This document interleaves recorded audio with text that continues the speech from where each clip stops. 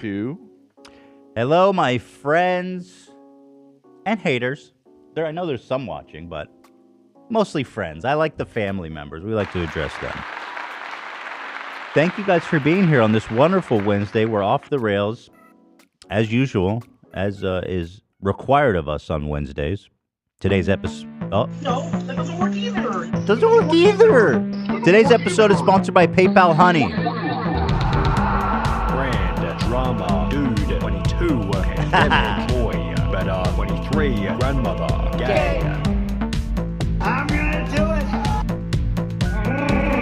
I love that sound.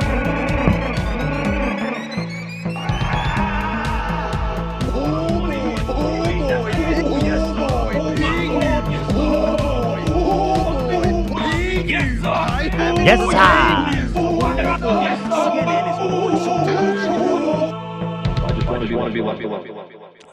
I just want to be left alone, man. Thank you, guys. I'm just loving it doesn't work for me either. It doesn't work for me either. Doesn't work either. Oh, see, it doesn't work either. No, that doesn't work either. I can't get over Crowder is just trying to live his life right now. Like, he's posting all this crap to Twitter, like he's doing his normal, like, racist, homophobic shtick. And it's like, dude, you took a fat L, brother. You can't just ignore it. Like, look at his Twitter. He has Alex Jones on today. He's a regular now, since the move to Rumble. Oh, is Alex on Rumble? I think so. Watch it. Alex is looking very Joe Rogan physiqued today. You mean good? Very top heavy. You mean hot? He's very top heavy. Here is just lots of Alex Jones. We love him. Abortion is human sacrifice. Well, that's a good take. Let's hear what they have to say. That's interesting. Well, think about abortion. Abortion, I don't know who described it this way. It is sacrifice at the altar of self. I love this lighting on here. It looks like the life has just sucked out of Steven. This man, you're sitting here talking about abortion. You were blowing cigar smoke in your wife's face when she was pregnant, brother. The only way out of it is discipline and respect. Yeah. Come on, man. Well, think about abortion. Abortion, I don't know who described it this way. It is sacrifice at the altar of self. It's actual human sacrifice. And even if people want to say sacrifice for what? At the altar of the self. The altar of the self. Okay. Deep, man. Hey, Crowder, when's the last time you saw your kids? Just curious. That doesn't work either. Just curious. Because last I heard, they were out of state, far away from him. And his wife is raising the kids without him. Fucking watch it. So if you want to talk about abortion, you should try being a dad first. Okay? Because you have the baby, then you need the dad. You know, I was thinking, too, about Crowder. He's such a piece of shit. He was making fun of people with Down syndrome a couple of weeks ago. How can you be pro-life? Pro-life says kids with Down syndrome, we're having them. They all deserve to live. So he goes, you need to have the baby with Down syndrome. I'm forcing you. But when the baby with Down syndrome is born, then we're going to also make fun of him. You're the devil, bro. No. Do you know what I'm saying? It's crazy. Didn't even really think about that until the other night when I wasn't on the air. It's like some pro-life, dude. You don't even have to think about embryo, it, where does okay? But at the point where you look at the abortion policies in California, in Colorado, in Virginia, no one denies that you are ending a life. And the only what? Oh yeah, lots of people deny that. Dummy, stupid ass, dumbass. Yes, many people debate that. Actually, I would say there's probably a consensus somewhere.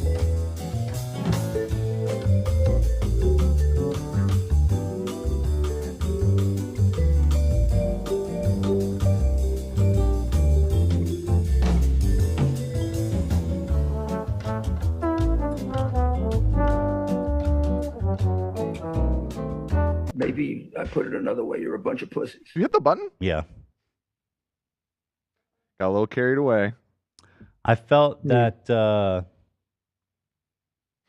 button. I didn't want to go there. Okay, fair enough. You know what I mean? I get it. Yeah, I get it.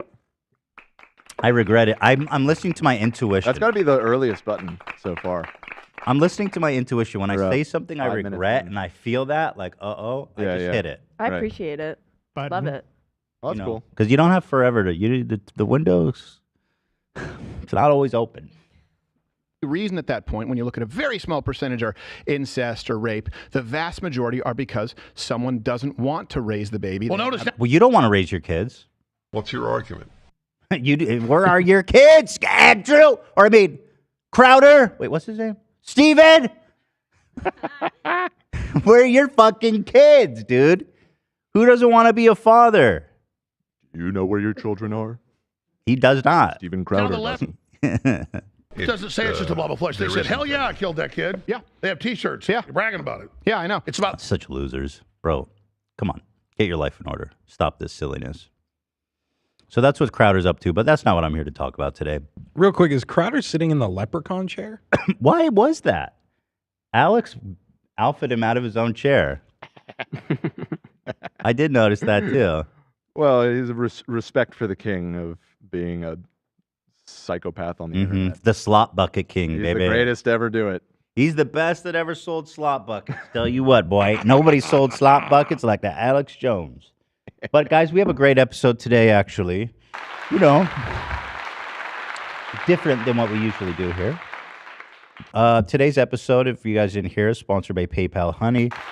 We have a Teddy Fresh drop coming out tomorrow. Just to quickly show you guys this, my Fawnway, this wonderful tie-dye artist. It's going to be, I want to wear them, but they're all green, and I'm in front of a green screen. And I don't have the black and white one, and I wore this one on Monday. You know what I'm saying? Yeah. Friday. Friday. Friday, No green baby. That's my one day to wear green. Mm-hmm. So that's coming out. And then also the live show tickets are going on sale tomorrow at, right? Tomorrow at 12 for members. Here's how it's going to work. There's a special code that will make it buyable. So on Discord and in a members only community post, we will share that code at 12. Right. You guys will have 24 hours exclusive access to buy the tickets. And then if the tickets will then on Friday at 12, 24 hours later, go on sale for everybody. Correct. Nailed it. Thank Impressed. you.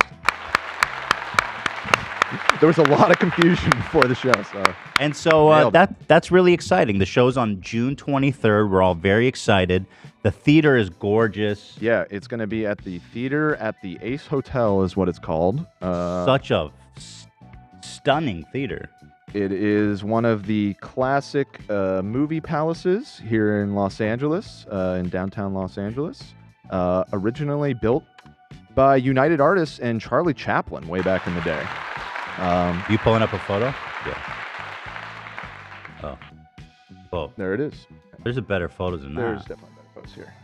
And also built by the Ace family. They have their own hotel. The Ace family Oh, wow. are actually part so owner. Is that thing structurally sound?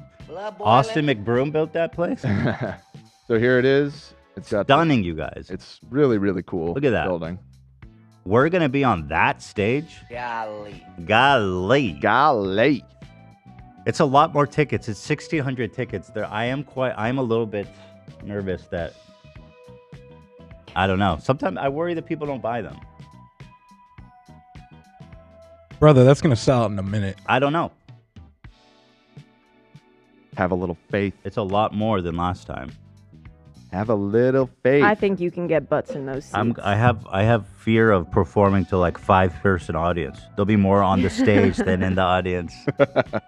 Hey, everybody. Did you like that joke, sir? All right. It'll be fun in its own way. It would be interesting. It's like open mic night. Somebody asked, can we have the ticket prices? So the tickets are going to range, I believe, at the low end at $35 for the cheap seats, and up to, I think it's like, you know what? Let me just look it up because I don't want to misspeak and then get people mad at me. Guys, I tried my best to make them as affordable as possible, but This shit's expensive. We're putting on the theater's expensive, the production because we're live streaming it. That adds a whole dimension, and also we're gonna go all out on the production of putting on a fantastic show. So you know we're gonna have all the good stuff there. Sorry, just one more second. I'm pulling up the spreadsheet with all the tickets. Do you think it would be a good or bad idea to throw pizzas like a frisbee out to the audience as an act of generosity to our fans who came? I mean, I suppose we could. Oh, one very important note that I just remembered that is different than last time. This show will be 18 plus. Okay. That's nice. Last time, Ethan wanted to show everybody the prolapse. Oh, and we were like, oh, we really shouldn't because we didn't advertise this as 18 plus, and we don't know. There could be underage people in the audience. Probably not with our audience, to be honest, but just to be on the safe side. But this time, it is an 18 and up show, so expect some wild ass shit to be shown to you. Okay, wait. Can we show the prolapse? I need to get clearance from our lawyer. But my whole dream for that was to get the audience reaction to the prolapse video, because y'all deserve to see that. You know, it's not fair that only guests on this show get to see it. You guys are just as important. Okay, I have the prices. So the base prices are, again, $35 for the cheap seats, and then they're $55 tickets, which is the vast majority of them. And then there's $70 tickets, and then there's front row tickets, premium stuff for 150 big ones. But that's very limited. That's literally just the front row. The vast majority is $55. To me, that seemed a little expensive, but honestly, it was hard to lower it more, and then the processing fee. I don't know. I hate doing this shit. I want to make it as cheap as possible. Ethan was pushing to lower the price, but really, I remember you did one of your Tuesday member-only streams. Yes. And you kind of posed the prices to everybody, and the feedback was, no, that seems pretty reasonable. And we did some research comparing it to other similar-sized podcasts. Seems cheaper than most. This actually was cheaper than what a lot of other. And I know they're not doing better shows than us. Hell no. No, like our last live show was a banger. I'm being serious. Like what the last or what are those political guys? The Obama guys. Oh, theirs was crazy. Like $120. They just for sit like there the and cheap talk. seats. Stupid assholes. Yeah. What are the God? Why am I blanking on Pod Save America? Pod Save America. $120 to see a couple of middle-aged dudes talk shop. Like they don't do nothing.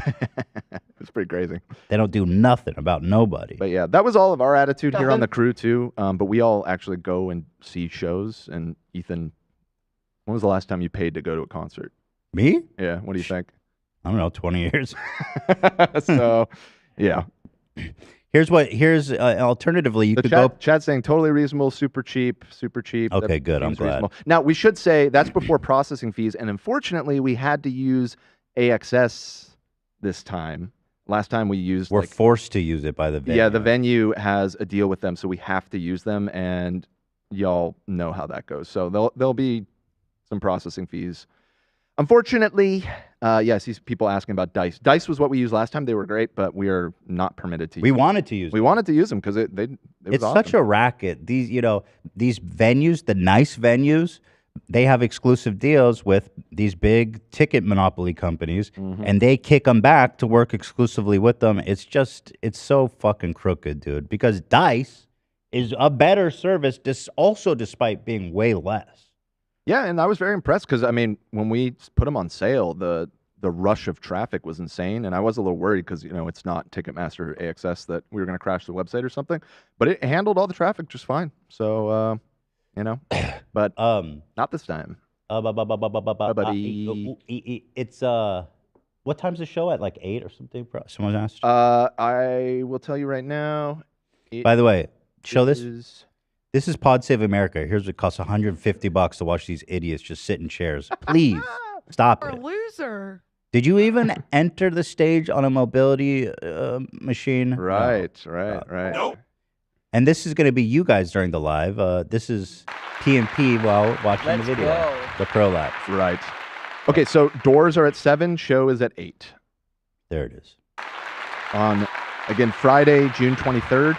And a reminder that this will be our final show before we take a short summer hiatus. So it's going to be just kind of like the last live show, somewhat of a finale in a way. And we'll probably do another live show then right before our winter break. Yeah, I mean, we're still feeling it out, but when we first started talking about doing this again, we weren't sure how frequent they'd be, but I think we might establish a little tradition. We'll do it live. And also, somebody says, are the seating assigned? Yes. Yeah, assigned seating. You'll get assigned seating. Yep. So you don't have to worry about like showing up early and elbowing people. So there it is. So we're all real excited about that, you know? So looking forward to seeing you guys all there. Tomorrow at 12 o'clock our time, Pacific time, I guess, just to clarify. And we will likely be live on Leftovers, wrapping up the show tomorrow when we do it. So we'll do, we'll shout it out when that happens. And then like Ethan said, there'll be a 24-hour period for members. And then on Friday, it'll open up to general admission. But we'll do it live. Just a warning. Last time, the members, we did the same exact thing and we opened it up to members. That shit sold out in like 30 seconds. So it was half the tickets. If you are, it was half the tickets. But if you're determined, peace and love. If you're determined to see the show, I would recommend grabbing a membership. This is a serious message to everybody wanting to see our live show right now. Peace and love. Thank you, Renee, for the donos. Okay, good. That's all very exciting. Also, the BTS is going up after today's episode, so all kinds of treats and treasures. Okay, but let's move on now. So today at 2 o'clock, Olie London will be calling into the show to have a kind and civil, gracious conversation with us. Many of you know Olie London. He was the man who went transracial. He wanted to become Jimin. Did I say that right? Jimin. I'm not confident enough to correct you, to be honest. Jimin. I thought it was Jimin. Jimin from BTS. Yes. And he is an Englishman who moved to Korea. He changed his race, apparently, which was obviously controversial. But now, his new plot in life is even more interesting. He has become a frequent guest on shows like Fox News, the late, great Tucker Carlson, Newsmax. He found Jesus, and now he realizes that being trans is actually the greatest threat to civilization, I believe he said, as well as trans children in particular. Yeah. So that should be interesting. I'd love to kind of hear about his transition. Of course, not from one to the other, not like a gender transition, because he's against that.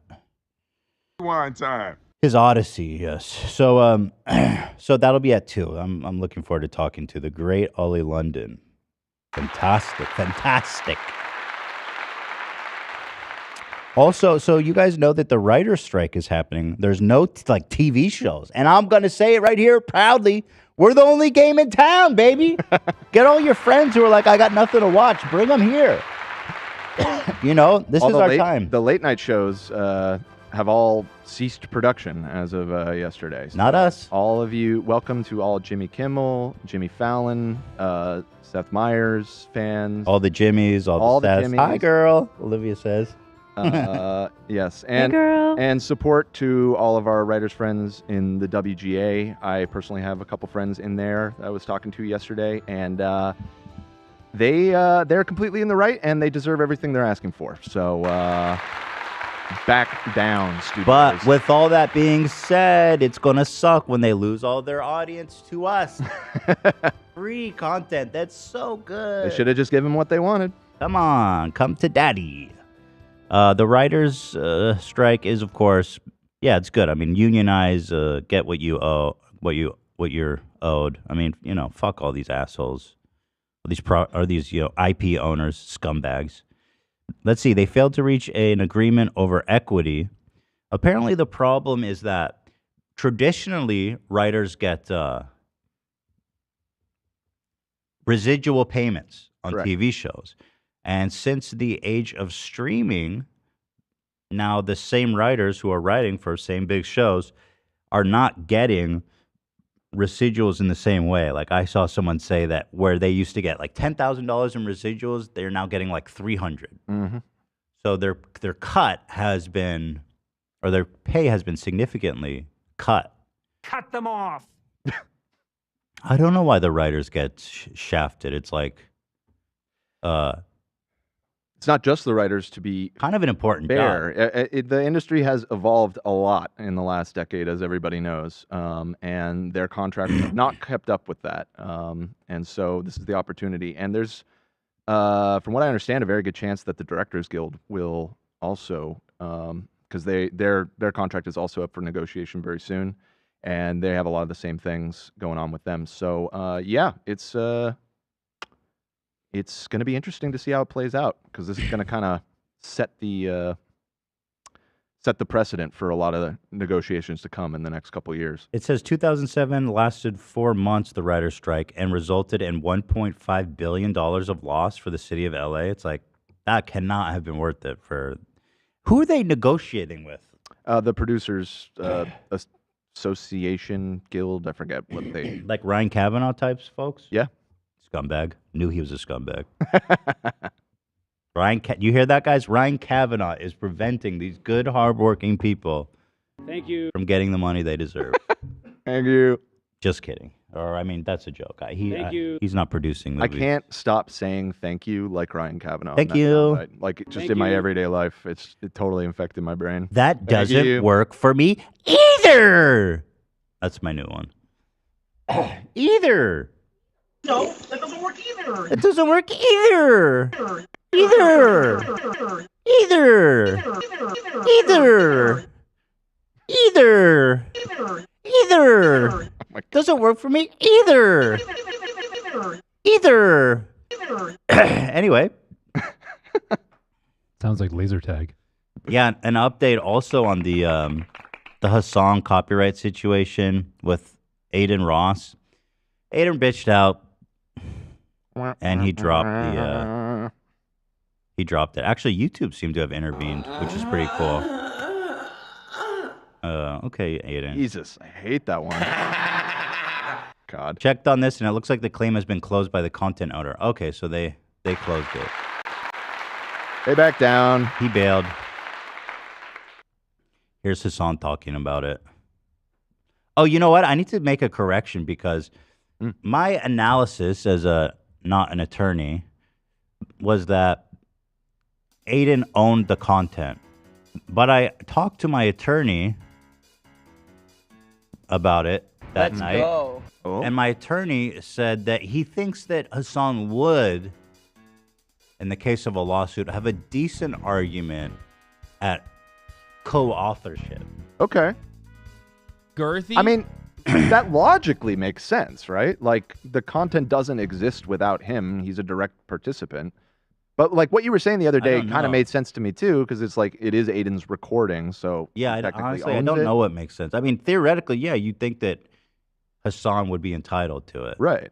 So, but I guess it's untested, you know. But he thinks he could make a decent argument about co-authorship. But at the end of the day, the issue's resolved, and nobody should get into a lawsuit if they don't have to. Trust me, don't want that shit in your life. Yeah. In fact, I just heard that. On the defamation lawsuit of Ryan Cavs, there's a good chance that we're going to have to enter mediation in June, which means that me and Ryan and our attorneys have to go. One of your lights. So you're going to. Sorry, go ahead. You're going to have an in-person. We have to go to the same place to meet with a mediator to see if we can hash it out. Now, here's the thing. We'll be in separate rooms next to each other, and they'll be going back and forth. But we can meet face-to-face if we want. In fact, it's probably going to be encouraged by the mediator. I love that so much. I'll be like, Ryan, baby. Right. Can you live stream? BTS? Live stream all of it. Yeah, I don't think I can do that. Like spy cam, that would probably not be good for me. You got to bring a hunk of meat in the thing to squish it so you can squash the beef? Okay. I hadn't thought about that. Right now, there's just this great divide. You know, there's a fight. I feel like we can resolve it. If I see him face to face, I'll be like, right. My man. Come on. Would you really want to keep going? Dab me up, brother. And you Thanks guys for will taking get care of it, bro. lunch with Bryce. Right. Let's go Yeah. catch runs with our boy. Smoothies with Brad the Bull. Thanks for taking care of her. Yeah, I don't know how hot he's gonna be. I'm over it. I don't care either way. You know, I'm just here for the ride. Right. That's all I've been here for. I didn't do this. He did this. But he should know by now that I'm not going anywhere. I'm not like, I don't give a fuck. First-hand experience. Like I just don't. Doesn't he have bigger problems to deal with at this point? I would assume so. And I'll tell you one thing that Cav doesn't want, which is what's gonna happen. Eventually, if he does want to go forward with this, discovery, depositions. Right. Because I got nothing to hide. You can depose me. You can discover me. What do you want? A couple of emails, a couple of WhatsApps? That's fine. But if you want to talk about discovery, my boy, I want to look through all of your financial records for Triller. Angry? Because if you're going to accuse me of defamation, well, let's see. You know, we need to understand if what I said, or not what I said, but what Variety headline said is true. Right. We're going to be in a great position to say, hey, okay, we need to verify, are you doing a Ponzi scheme? So we need access to all the records, all the financial records of your failed, bankrupt film house. Interesting. That's fraud. We don't know that, Ja Rule. We don't know. That's that. not fraud. Thank you. Well, we don't know. We one don't way or know. the other. Yeah. We don't know. Fraud. But we'll attempt to find out.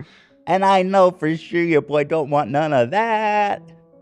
Why not? Because there seems to be just a little shady bookkeeping, if I had to make an assumption, an educated guess. There's all kinds of silliness going on in the books there, eh, Cav? Mm-hmm.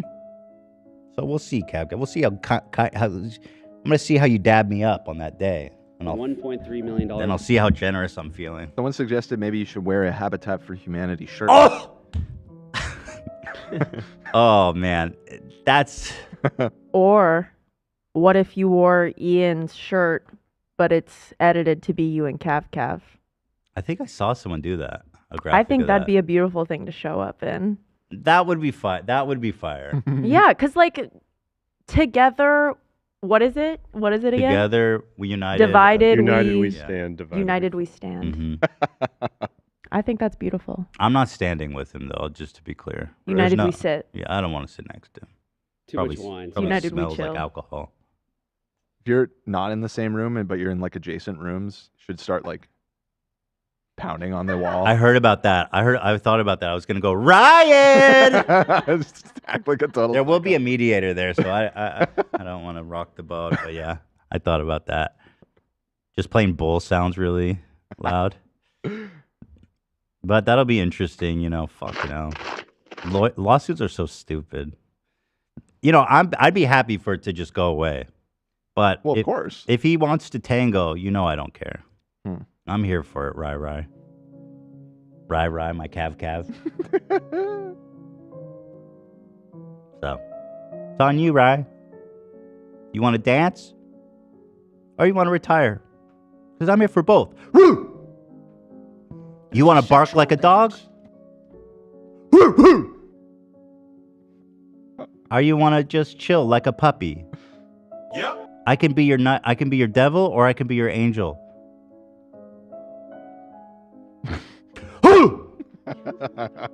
I'll be doing that through the wall. Just totally unhinged. I mean, they can't charge me for being unhinged. I mean, I'm crazy. You knew that going in. Your Honor, I'm crazy. I'm in your walls, Ryan.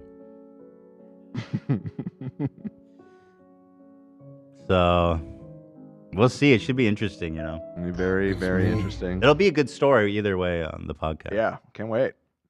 Cannot wait. So we'll see. June is shaping up to be interesting. It was in June this year. Mm-hmm. We are already at 30 minutes. We should do our ad, and then we'll only be about 15 minutes out from our guest calling in. All right, so we have one ad here, PayPal Honey. Let's thank them real fast. We love so well. We love Honey. Been such a great supporter of our show. I encourage everybody to support Honey. And I love Honey. Today's episode is sponsored by them. It's the easy way to save when shopping on your iPhone or computer. Honey is free money, period. I love me Honey. If you're shopping on the internet... honey. What? I love me honey. I love me lucky honeys, my lucky charms. Honey, I'm telling you, man, if you're browsing, if you're shopping without it, just stop. You don't even have to think about it, dude. So you don't have to think about it. Here's how it works. Works all across the internet. I'm talking technology, gadgets, clothing, food, everything. When you get to the checkout, after you add things to your cart, when you're getting ready to pay, Honey, which is a browser plugin, which you install in just one click in the App Store, it couldn't be easier, drops down a notification that says, hey, we found some coupons, because we scoured the whole internet to find the juiciest coupon. All you got to do is click apply coupon, and boom! Jesus. Passionate about Honey. The price is going to magically drop. I mean, this is all genuine savings that have happened to us. I think these are all from Eli. I don't know if any of you guys sent any of these. A couple are from the crew, and then I think even one or two are from fans that have been sent to me. So these are all authentic savings. They are all real. They're all real. Dude, it's so sick. Imagine you're shopping at one of your favorite sites. When you click checkout, the Honey button appears, and all you have to do is click apply coupon. Wait a few seconds as Honey searches for coupons it can find for that site. And if Honey finds a working coupon, the prices drop. Mwah, we love it. Oh, you can so see sweet. it's from $10 up to like $100, 10%, 20% off. And the best part here is that Honey doesn't just work on desktop, it works on your iPhone now too. Just activate it on Safari on your phone and save on the go. If you use this link, joinhoney.com/H3, it will take you straight to the store, I believe, to download it. So it's easy. Super easy. Is that right? I think it does. Somebody in the chat, Hannah, just said, Honey literally saved me almost $100 on a celebration of life ceremony. Let's go, Honey. All right, Hannah. All right, Hannah. What's a celebration of life ceremony? I don't know. Oh, okay. Congrats.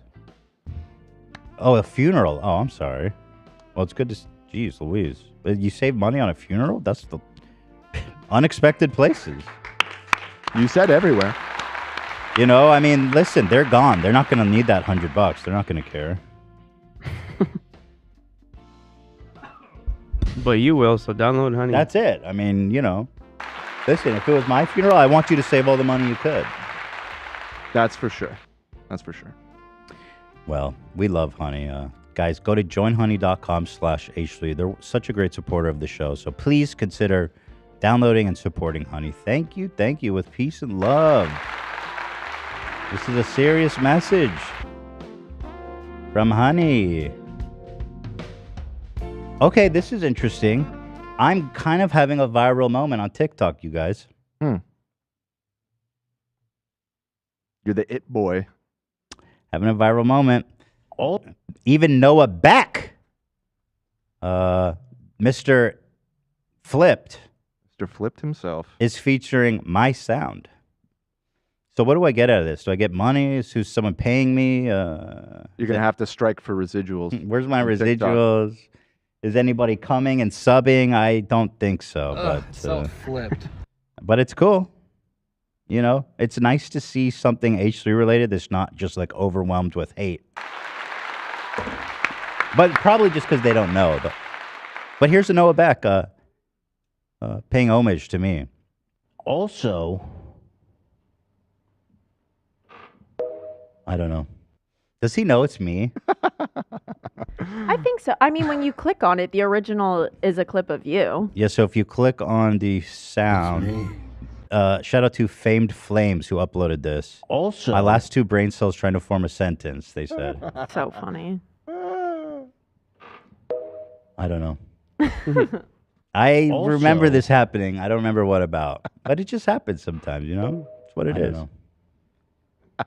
Also, because what's going through my mind is like I've totally lost it. Trying to think, but nothing happens. Let's just cut my losses. Let's just cut the losses and move on to something else. Yeah, that was probably a good call. Whatever it was. You know. So, but it's quite a phenomenon. I have to say that they love me. They really love me. You've had a few viral sounds on TikTok. I have. Yeah, that's not the first time. There was one other one. What was it? Well, there was a lot from frenemies, but there was one recently. I could find it. Let me see. This one has 14,000 videos. Is that a lot? I feel like when stuff goes super viral, it's like hundreds of thousands. But we'll get there. It's a work in progress. Here is a shout out to Katie Tibb, who also trailblazed this meme. When I'm spilling the tea and I get a weird feeling about who I'm telling it to. Also, I don't know. Also, so people are liking it. That is so true also. So true, Queen. Trying to think, but nothing happens. Here's another one. Also, when I'm ranting to my friend, then realize it's sounding a little too much like gossip. I don't know. When did that stop me from talking? It's all the girlies, too, by the way. Shout out to the girlies. Shout out to the girlies. When me and my bestie have been dissecting the same tea for 4 hours, I don't know, and have nothing more to add. Also, I feel that. I sent the other one. Almost has 2,000 posts. 2,000? Yeah, almost. So then this one already has more. This one has 14,000. Oh. It's going viral, baby. You're a star. You're a star. I'm having a viral Ethan. moment. I'm at 14 pages. I'm having a viral moment, you guys. You are the Also, it boy. When I'm talking about something, but I've gone through a cart a week every week for 3 years. What does that mean? Like memory. A cart? A cart a week, that's like weed, right? I thought it was cigarettes. Sounds like I've never heard. No, I think it's like a pod. I think it is reference to it. So is she smoking tobacco or weed? It could be both. I think weed. I think weed. Based I think off of she's the- referencing her memory. Yeah, Like exactly. she can't remember. also, Yeah. Just in case you guys didn't, you got to watch it. I don't know. also, Okay. Shout out to the weed smokers out there. This one showed up on my feed naturally. When I'm looking at my boyfriend while talking to him, but all I can think about is how hot he is. So I don't remember what I'm going to say. Okay, girl. also, Shout out to your boyfriend. I don't know. Good for him. also, Love that. It's nice to be. It's nice to be loved. I love love. also, When drunk me remembers that sober me said we can't tell people that. I don't know. Yeah, I'm just so relatable. That's what's so cool. I'm drunk. So true. I'm so relatable, you guys. Here's the other one. So this, oh my God. So this one really is going viral, huh? 2,000? That's nothing compared to my meme-themed viral moment that's happening right now. again, weird lack of respect for the sanctity of life. And maybe I'm overacting, but I feel like, again, this was pretty funny. There's some good ones here. Yeah. Again. If the U.S. didn't colonize Hawaii, you'd all be speaking Japanese right now. weird lack of respect for the sanctity of life. Again, So, you know, again, when people pose and smile with an animal they literally murdered. That's true, Queen. Shout out. Weird lack of respect for the sanctity of life. That is so true. So, okay, but this one is really popping off, you guys, so thank you. And this one's all girlies, too. Oh, Lena's on here. Again, when I'm sitting outside with my Arab dad and he comments on what all the neighbors are doing. Very true. weird lack of respect for the sanctity of life. Mm-hmm. Love you, girl. Preach it, girly. Also, when I'm about to spill the tea, and remember she's friends with the people involved. Okay. All right. Thank you. What an honor. They love me. They really love me. Absolutely. You know, it's both a blessing and a curse to be as relatable as I. So true. Thank you. I want to say to all the girlies of TikTok, I want to say thank you for being so kind and thoughtful and supporting me through all the ups and downs, you know, for defending me, stalwart defenders of me against the hordes of alpha-brained Sigma grinders. Yes, it's just us against the world, girlies. Yes, yes. Mm-hmm. Slay City. Thank you. Slay Queen. Slay Queen City. So we have London. Is he or Ollie? Is he in the chat? I mean, we have 9 minutes. They are not here yet. Who's they? Huh? Who you said they are not? Oh, that. Well, he's he. He goes by he now. Are you doing a pronoun thing? No, you can call. It's proper English to say they them. They're not here yet. Oh, well, I'm just saying I could he say, goes by he. Okay, that's fine. Well, I didn't know if you were talking about plural. I was wondering if you meant like him and somebody else. No. The royal they. It's the royal day. Die. I'm but just no, we have asking. been in touch. No, I heard from Ollie a few minutes ago. He said thank you. Okay. Okay, right. cool. So we're just waiting for Olie London to join. And in the meantime, Olie London. in the meantime, we'll continue through our goofs and gaffs. You know, this was a post on the subreddit that I really enjoyed. Forbidden topics. This is so good. And actually, there were some really good suggestions to even amend it.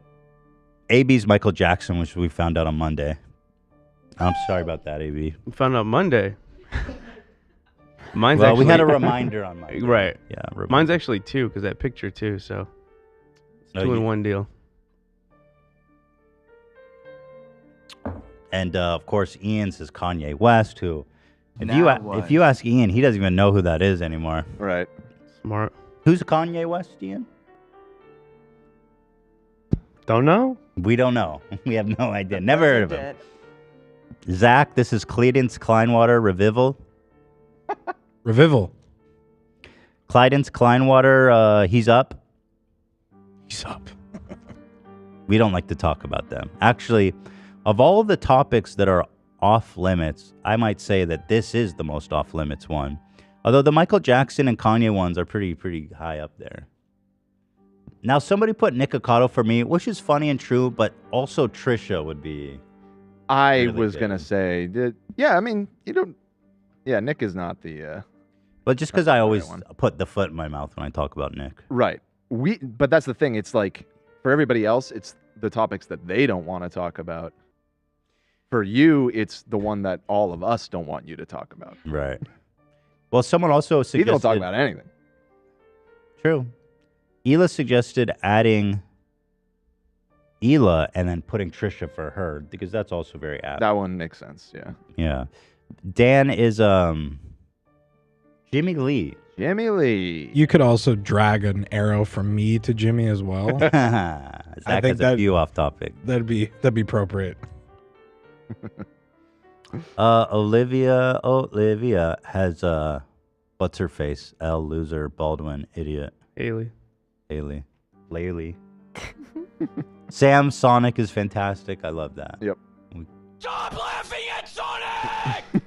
I thought it was so good though. I love that. We all have our sensitive issues, huh? Hasan being 9/11 was also really good. Yeah, that was suggested as well. That would be a great last one. Just the Twin Towers on fire. You know, it's always a good addition to any list. So, thank you to that. That was really gave me a kick. That was a real hoot. It was a hoot. Yeah. We don't use that word enough. It was a hoot. I'll give it that. I say it all the time. Oh, that was a hoot? Oh. Wait, can you find the video of this, AB? It's just an image. Yep. People were having a laugh. I did the member stream on Tuesday, and I had a moment where I couldn't remember my age. Oh, is this it? And I'll just show this if he's in, then I'll move on. And I swear I couldn't remember if I was goddamn 36 or 37, and I am sad to have learned that I am in fact 37 after Googling.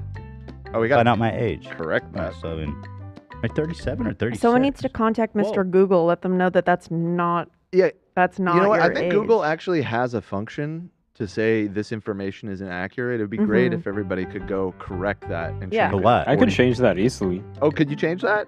Yeah, let's The get what? that up to your proper age, 42. As we all Yeah. know. How is that my proper age? I was born in 42 85. now. I was born in 85. Can you do math? Your guys' age gaslighting has genuinely confused me though, because I was absolutely confused in this moment. Oh, I'm 30. I'm not 37. Why did I say that? I type Ethan Klein age, and everybody. I am 37. Laughed at me. Oh my god. I'm gonna be 38. How old is this guy again? Like 35, 40? No, 37. But I'm almost 38. That's crazy. That's fucking crazy. But Bobby Lee's 51, it said here, so I was like, it could be worse. His old ass. Put that away, AB. I don't want to see that. Put that away. Okay, how does 42 make sense? I was born in 85. Do the math. You're just... I just did. You're telling me I was 42. born in the 70s? No, I'm telling you 42. Or That's 80. just what I'm telling you. 1981.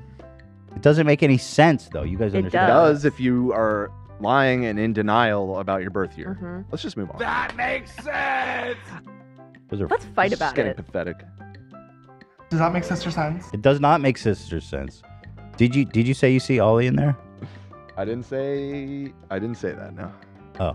And he's not. Oh. They're not. Okay.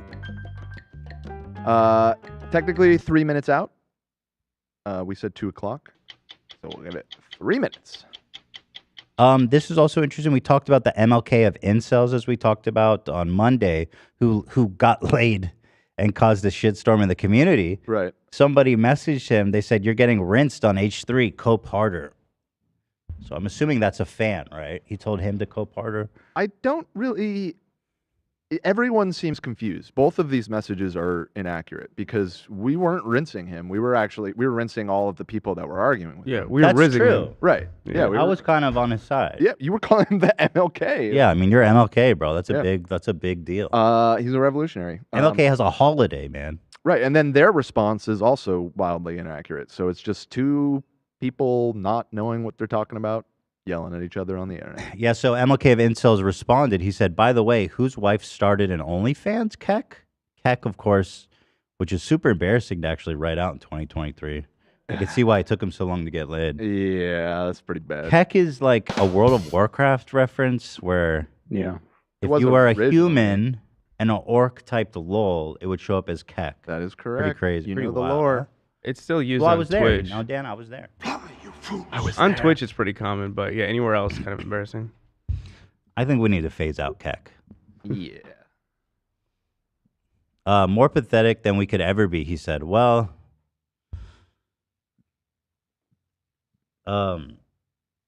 she doesn't have an OnlyFans. I don't know why you're saying that.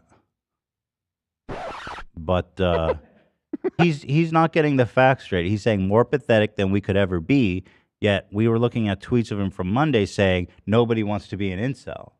Right. So would you take an OnlyFans model who's rich as shit, by the way, take care of your broke dumbass, and get laid?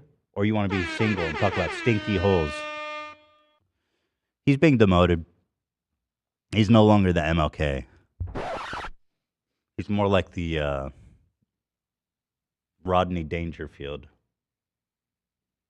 There were a lot of directions you could go with that, and Rodney Dangerfield was not one that I was anticipating. He gets no respect. He gets no respect. Oh, because he gets no respect. I thought you were just going to say like a lesser, like civil rights. I didn't want to. I thought about that, but then I was like, I don't want to insult Sure. Do you not like Rodney Dangerfield? Is that the point you're trying to make? Well, no, I like Rodney, but he's more like the Jim Brewer right now. the Jim Brewer Yeah. of race relations. All right, well, Ollie's in the chat. People say he thinks that I'm iDubbbz, which is, I guess, not that similar. Confusing. Okay. I'm just saying it's not like that similar. You're associated. I mean, I could at least see where that might get crossed over because you guys do collaborate and are friends or whatever. Makes more sense, at least. Okay, well, shout out to our boy here. Yes. Okay, Olie is on the chat. We're graced by the presence of Olie Oxfrey. And let's go ahead and bring him on. Okay. One moment, please. We should mute chat for this segment, probably. Going to.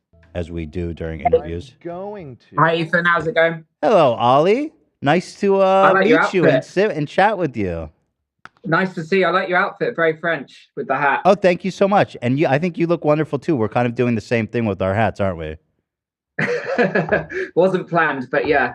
Let me see your profile. Turn to the side. Let me see how it's looking. Oh, I've actually quit surgery.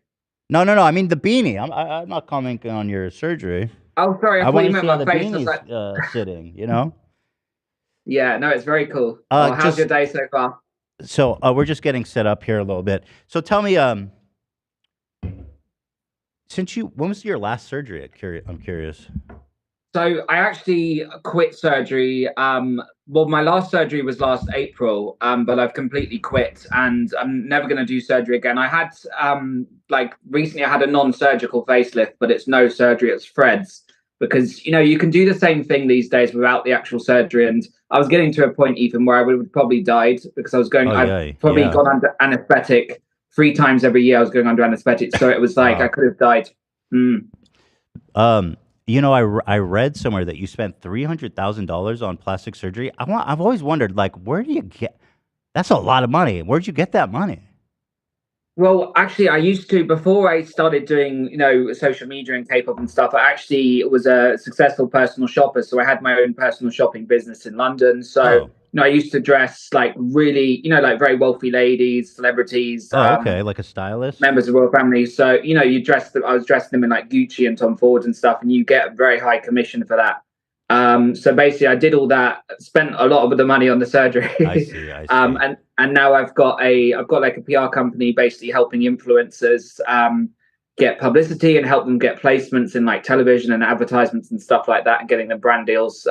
And of course I do my own social media, and I've got a book as well coming out this year.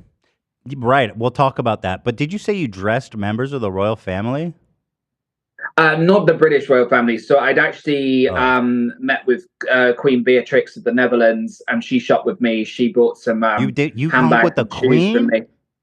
Damn. Yeah, no, but I met loads of people. I met, the Prime Minister of Thailand, the ex-Prime Minister. I used to shop with his wives and girlfriends. Wow. It must have been hard to leave that behind because, you moved to South Korea, and we're all familiar with that whole journey. That must have been hard to leave all that behind if you were doing so well.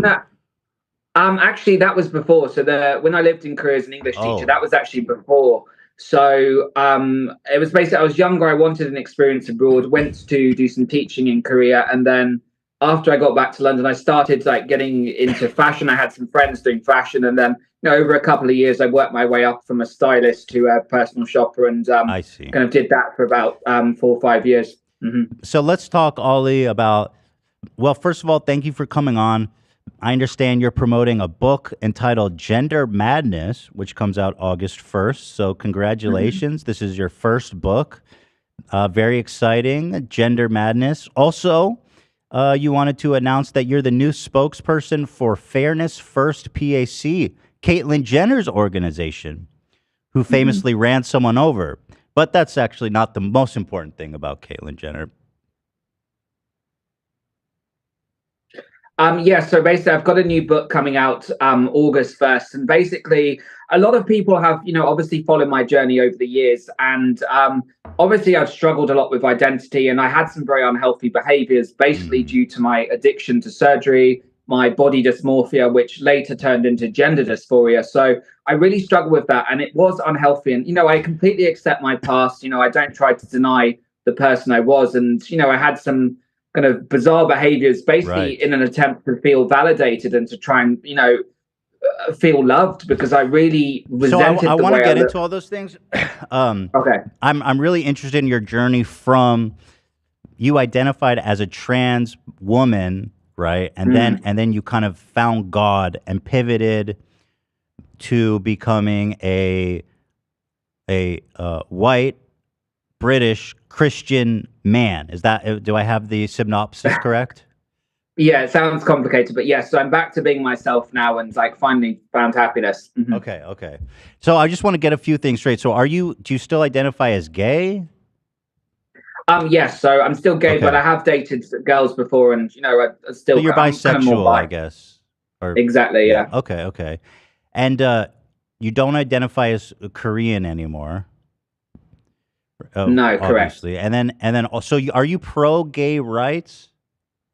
Yeah, absolutely. You know, I'm part of the LGBT community. I support people. My issue is just what's happening to children and also the erosion of women's rights. But you know, I fully support people as an adult making an informed decision to change themselves. But I don't support children being medically transitioned. So you do support trans people in general. So absolutely. So I support, you know, people as an adult making a decision if they want to change and they're happy with that. But I feel that unfortunately the trans movement has been hijacked by a small but growing group of trans activists, which are basically pushing kind of an erosion of women's rights. So that's what I really take an issue with. There's a lot of trans people. I have a lot of trans friends. I know what it's like to be trans, that really just want to live their lives, and they're actually having a tough time now because of these trans activists. So my issue is with trans activists and not actual trans people.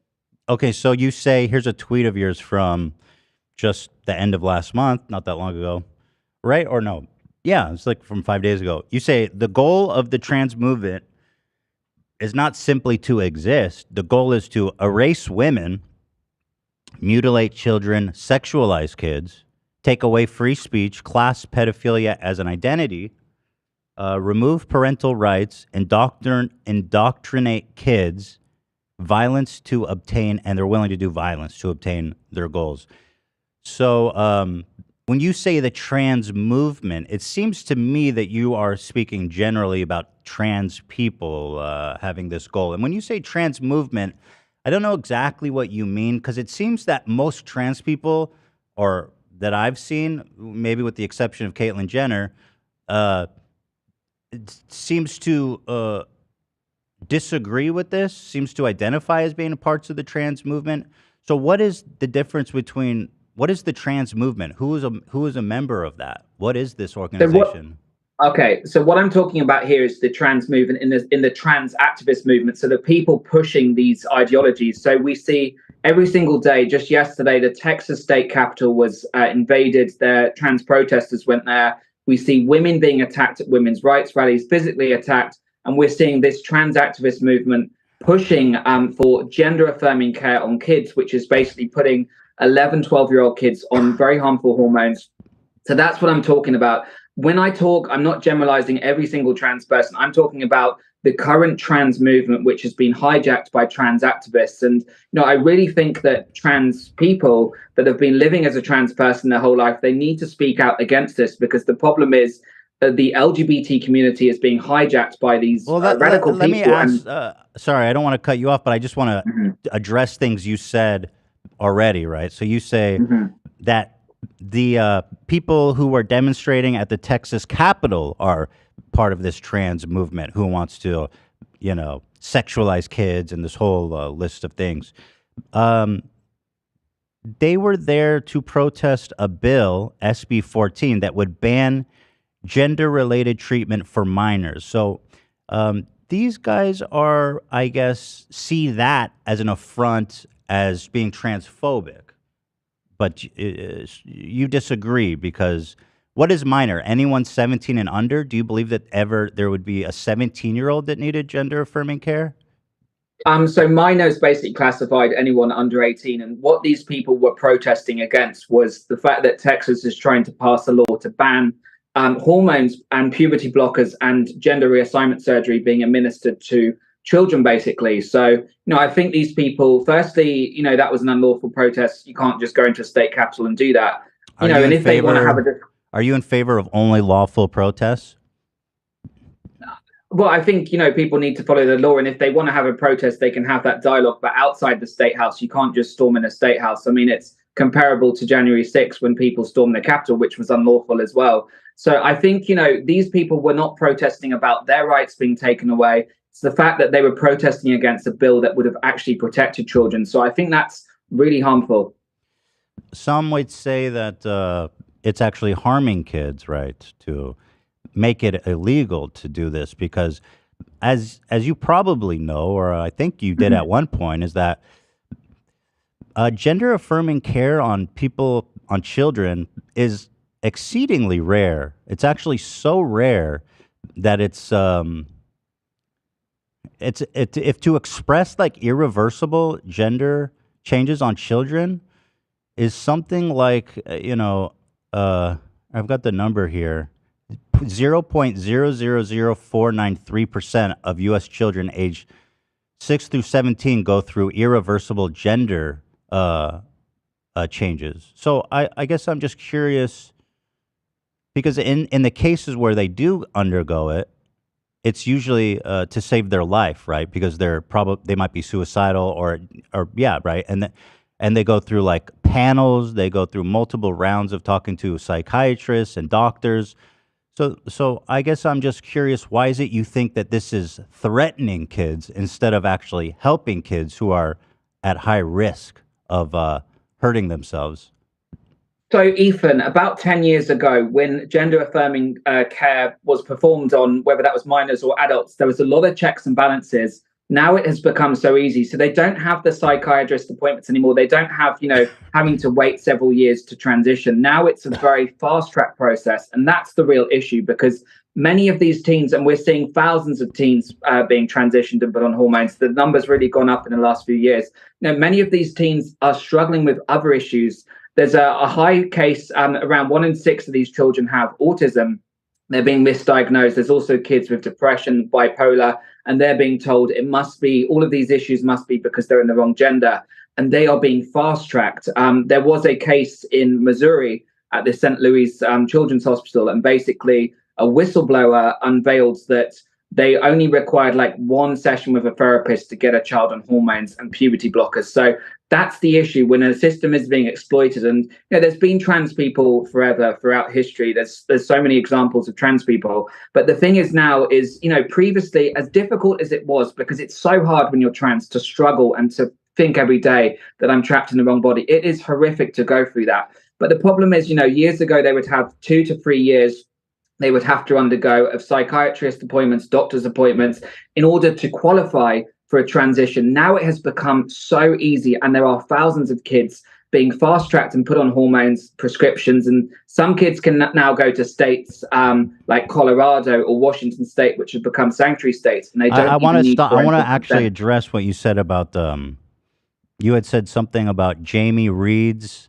allegations, right? But that was debunked, right? Because the parents and the children there who actually were attending that facility actually told a completely different story. Have you read their account of that? Yes. So I saw recently that they did an internal investigation. They said it wasn't true, but I don't believe that. Well, that seems significant. Yes, but I don't believe that at all, because they're trying to cover their back. You don't believe the internal investigation? No, because there were multiple parents. When the Daily Caller originally did the interview with Jamie Reed, there were multiple parents that said basically their kids weren't looked after. Once they left the clinic, there were no checks and balances, and there were parents confirming that. So, I believe the investigation has a lot of bias because it's done by the clinic and they're profiting. So the internal investigation said there was no wrongdoings. The patients said there was no wrongdoings. So I guess I'm just curious, the people who are claiming that there was something wrong there is like the Daily Caller, Tucker Carlson. Are you saying that they don't have a bias? Well, I mean, a lot of people have a bias and stuff, but, we have to look at these gender clinics as a whole. Project Veritas exposed multiple clinics the other day of talking about medically transitioning 8 to 11-year-olds. So we have to acknowledge that this is going on in a lot of clinics, and a lot of these clinics are trying to cover their backs by trying to paint a rosy picture that it's perfect. Did you it's say fine. Project Veritas? Yes, they did an undercover that's the investigation. guy. That's the guy who got ousted for being like a sex criminal and like scam artist, James O'Keefe. That's his organization, right? He's not part of that organization now. So the organization that he left, Project Veritas, the original organization, did this investigation. They don't have a lot of credibility, Veritas. It seems like every investigation they do is just chock full holes of untruths and just blatant lies. I don't think it's a very credible institution for pulling data from. Well, there's multiple organizations like Project Veritas that do expose Which other this. ones? So Gays Against Groomers, I'm ambassador for them. They are Gays also Against exposing Groomers. this happening in clinics. Gays Against Groomers. So who's... Have you heard of them? I haven't, but who's the groomer then? So basically, Gays Against Groomers is an organization of hundreds of LGBT people. It includes trans people as well. Basically, this organization is calling out the harms. They're doing investigations of gender clinics, calling out the harms of doing this to kids. Because look, where's the grooming come in, though? That's the part that I find like really inflammatory. Because grooming implies that trans people or trans activists, and it's what you said here in this tweet, that they're pedophiles, that they're sexualizing kids. So where's that evidence come from? Because it's one thing to say we're against, gender affirming care for minors, but it's a whole different thing to say, they're grooming. Well, that word is basically used because we're seeing many drag shows, like adult drag shows, where kids are attending, and it's very sexually explicit. So that is a form of grooming. We also see these kids' books in public libraries and in schools where they're teaching kids about drag and being trans. That's not a subject a kid should hear. So that is a form of grooming because it's indoctrinating kids. I've heard, I know that there was that one drag show with kids that was kind of a hot button issue. What other examples can you think of drag shows with kids involved where they're being groomed? So there's in the last year, there's an investigative journalist, Taylor Hasan. He's exposed at least 20 drag shows in Texas that are called all ages drag shows. They're called all ages drag shows, and they're basically doing sex acts on stage. They have breasts. They're doing very inappropriate things. So it's just. So hold on, sorry, Olie, you're making so many claims, and I just want to get to each one. You mentioned an organization, Gays Against Groomers, which was founded by Jamie Mitchell. Is that right? So Jamie Mitchell and their partner are ultra MAGA Trump followers, and there's nothing wrong with being a Trump supporter, but they're also anti-transgender. They spread anti-transgender propaganda with QAnon conspiracy theories, and interestingly, the founders are straight. So how is it that they can make a Gays Against a Groomers organization when they themselves are not even gay? That seems disingenuous. Well, firstly, that's a Wikipedia page. Wikipedia has a lot of bias with the woke people that write. So Jamie Mitchell is gay. She's gay. She's a lesbian. All of the people, you have to be LGBT to be a member. How do they check of Gays Against Groomers? So there's how do they verify the credentials?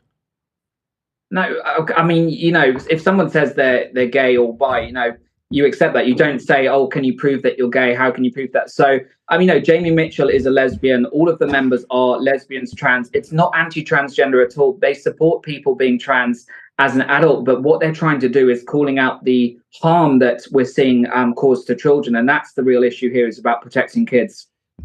So go back to your claim about grooming. So you brought up the drag show for kids. Is there any other examples, or are we just talking about drag shows? Because I have to assume that the drag shows, even if it's as widespread as Project Veritas claims, which heaven knows how credible they are, there's got to be other examples to make such bold claims as that there's a whole movement trying to sexualize kids. Yeah, I mean, even if you look at the music industry, you have really shocking performances like Sam Smith, for instance, who is pushing a specific agenda. He has concerts which are allowing all ages. And, if you want to be a musician, do whatever you want, but don't be doing sexually graphic things. He's doing imitating blowjobs. He has, fetish gear on, and there's kids in the audience. So it's not just about drag queens. It's about protecting kids in general. So even if it's Cardi B, I don't think kids should be at a Cardi B concert if she's twerking or doing like something very, very sexual. I think it's just about protecting grooming. kids. I mean, but you turn on the TV. I mean, you see stuff worse than that, right? On YouTube and stuff. To say they're grooming them seems pretty disingenuous and actually really homophobic and transphobic to put this label that they're groomers, because you understand the gravity of such a claim, right? Well, it's a very loaded word. I get that, but it's not an attack on the LGBT community at all. It's about basically calling out specific cases. It's not an attack on trans people, calling out specific cases where children are being exposed to something that's highly inappropriate and trying to raise awareness of that. So it's not a label that's attached to gay people, lesbians, trans people. It's literally about calling out specific instances. I want to ask you about something children. specific. Actually, since you bring it up, I have seen something troubling from a trans person that I thought was kind of gross. They were selling, it was like a kid's t-shirt with a trans person on it, and then they had like kids' toys with trans people on it, and it was kind of gross and groomy. Have you seen anything like that before? I've seen T-shirts that the Lieutenant Governor of Minnesota wore, protect trans kids, with a knife on it. Things like that. I've seen T-shirts that says protect trans rights with AK-47s on it and stuff. And, I don't think that's helpful messaging for, and that's just trans activists, by the way, Ethan. This is a small number of people, and that's who I'm calling out. That's who Gays Against Groomers are calling out. It's not the trans community as a whole. Specific trans activists who have have hijacked the trans movement. So actually, what's interesting, Olie? If you go to your website right now, your merch website, I was actually talking about your merch. You are actually selling kids' lunchboxes with a picture of you depicted as a trans woman, and you're selling. No, that's not as a trans woman. That's not as a trans woman. That's just a K-pop picture of me. Okay, because this is you. I had a feeling you would say that, because here it is, you wearing that design, and it's pretty obvious to tell that this is depicting you. This is from just like a month ago. And this is when you were trans. Wearing my merch. Yeah. So do you think it's appropriate to sell this to kids? Well, it's a lunchbox with a picture of a K-pop cartoon. Well, it's you as a trans. It's you as a trans woman. It's me as a K-pop star. It's nothing to do with being trans or not. That's just a cartoon of me as a K-pop star. So it's not. But that's not inappropriate. Right. But at the time, you were a trans woman. Correct. At the time, I was a trans woman, but there's nothing inappropriate. So it's you as a trans woman. That I was a trans woman at the time. That picture does not depict me as a trans woman. It depicts me as a K-pop star. But I find that interesting that you're willing to make that separation when you're making such general claims about groomers and stuff. Because to me, by your own definition, this is pretty groomy. And even if you go, and this is all an innocent picture. Well, hold on, Olie, hold on one sec. Even if you go on your website right now, you're selling the same graphic, Olie London, Olie Merch Squad, as you depicted as a trans woman. And if you look at the available sizes, it's just kids. 3 to 4. Do you think it's appropriate for a 3 to 4-year-old to buy this shirt?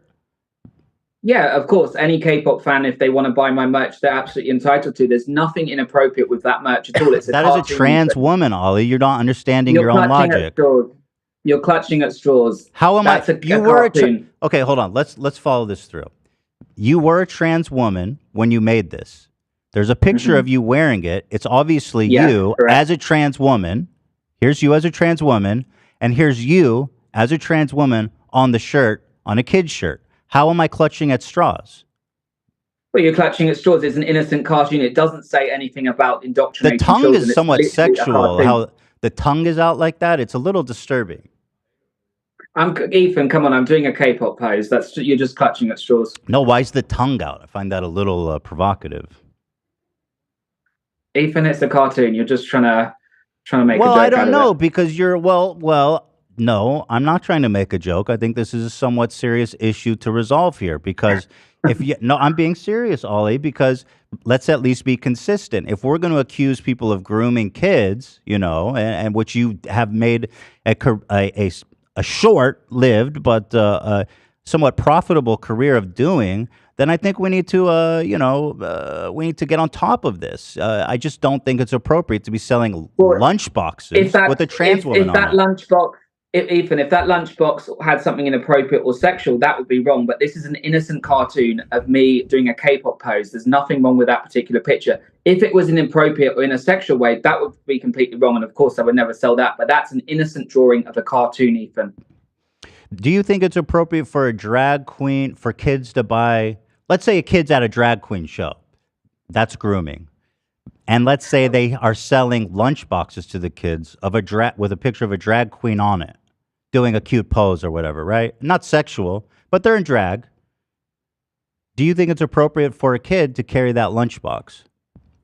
Well, I think it's appropriate if the kid's at a drag show that's inappropriate, because some drag shows are generally not inappropriate. But a lot of them are becoming sexualized. That's interesting. So some drag shows are appropriate and some aren't.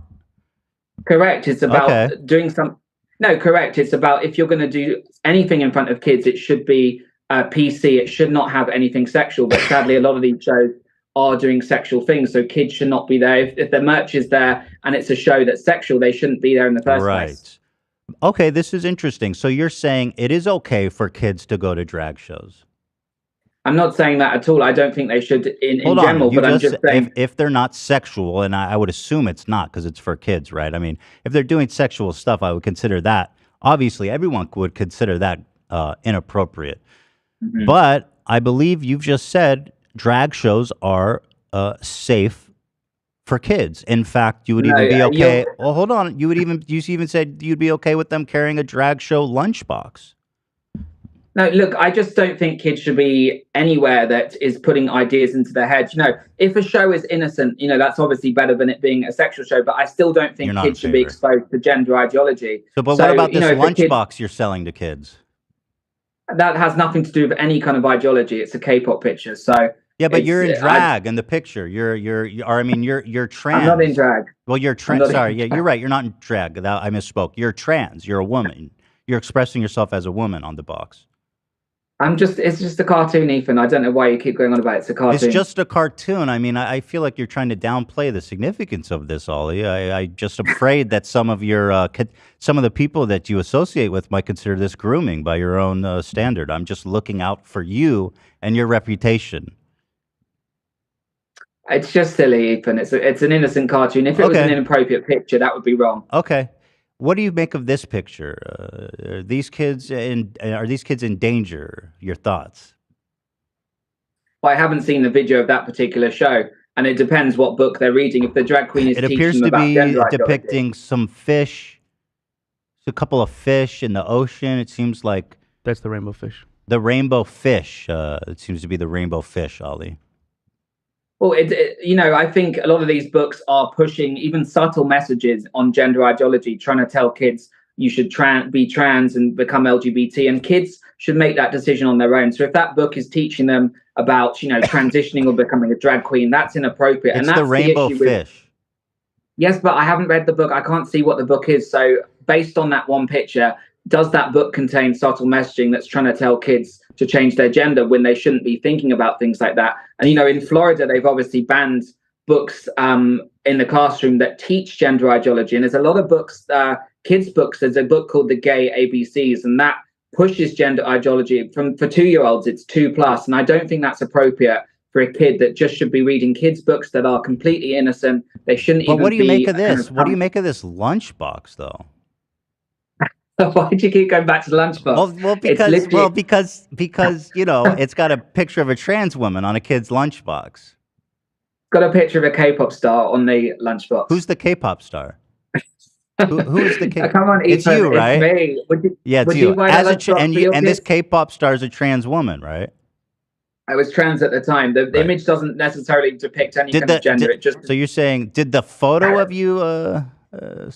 Not even it's not even a photo of me. It's literally a cartoon. I had an anime cartoon drawn of me. Right.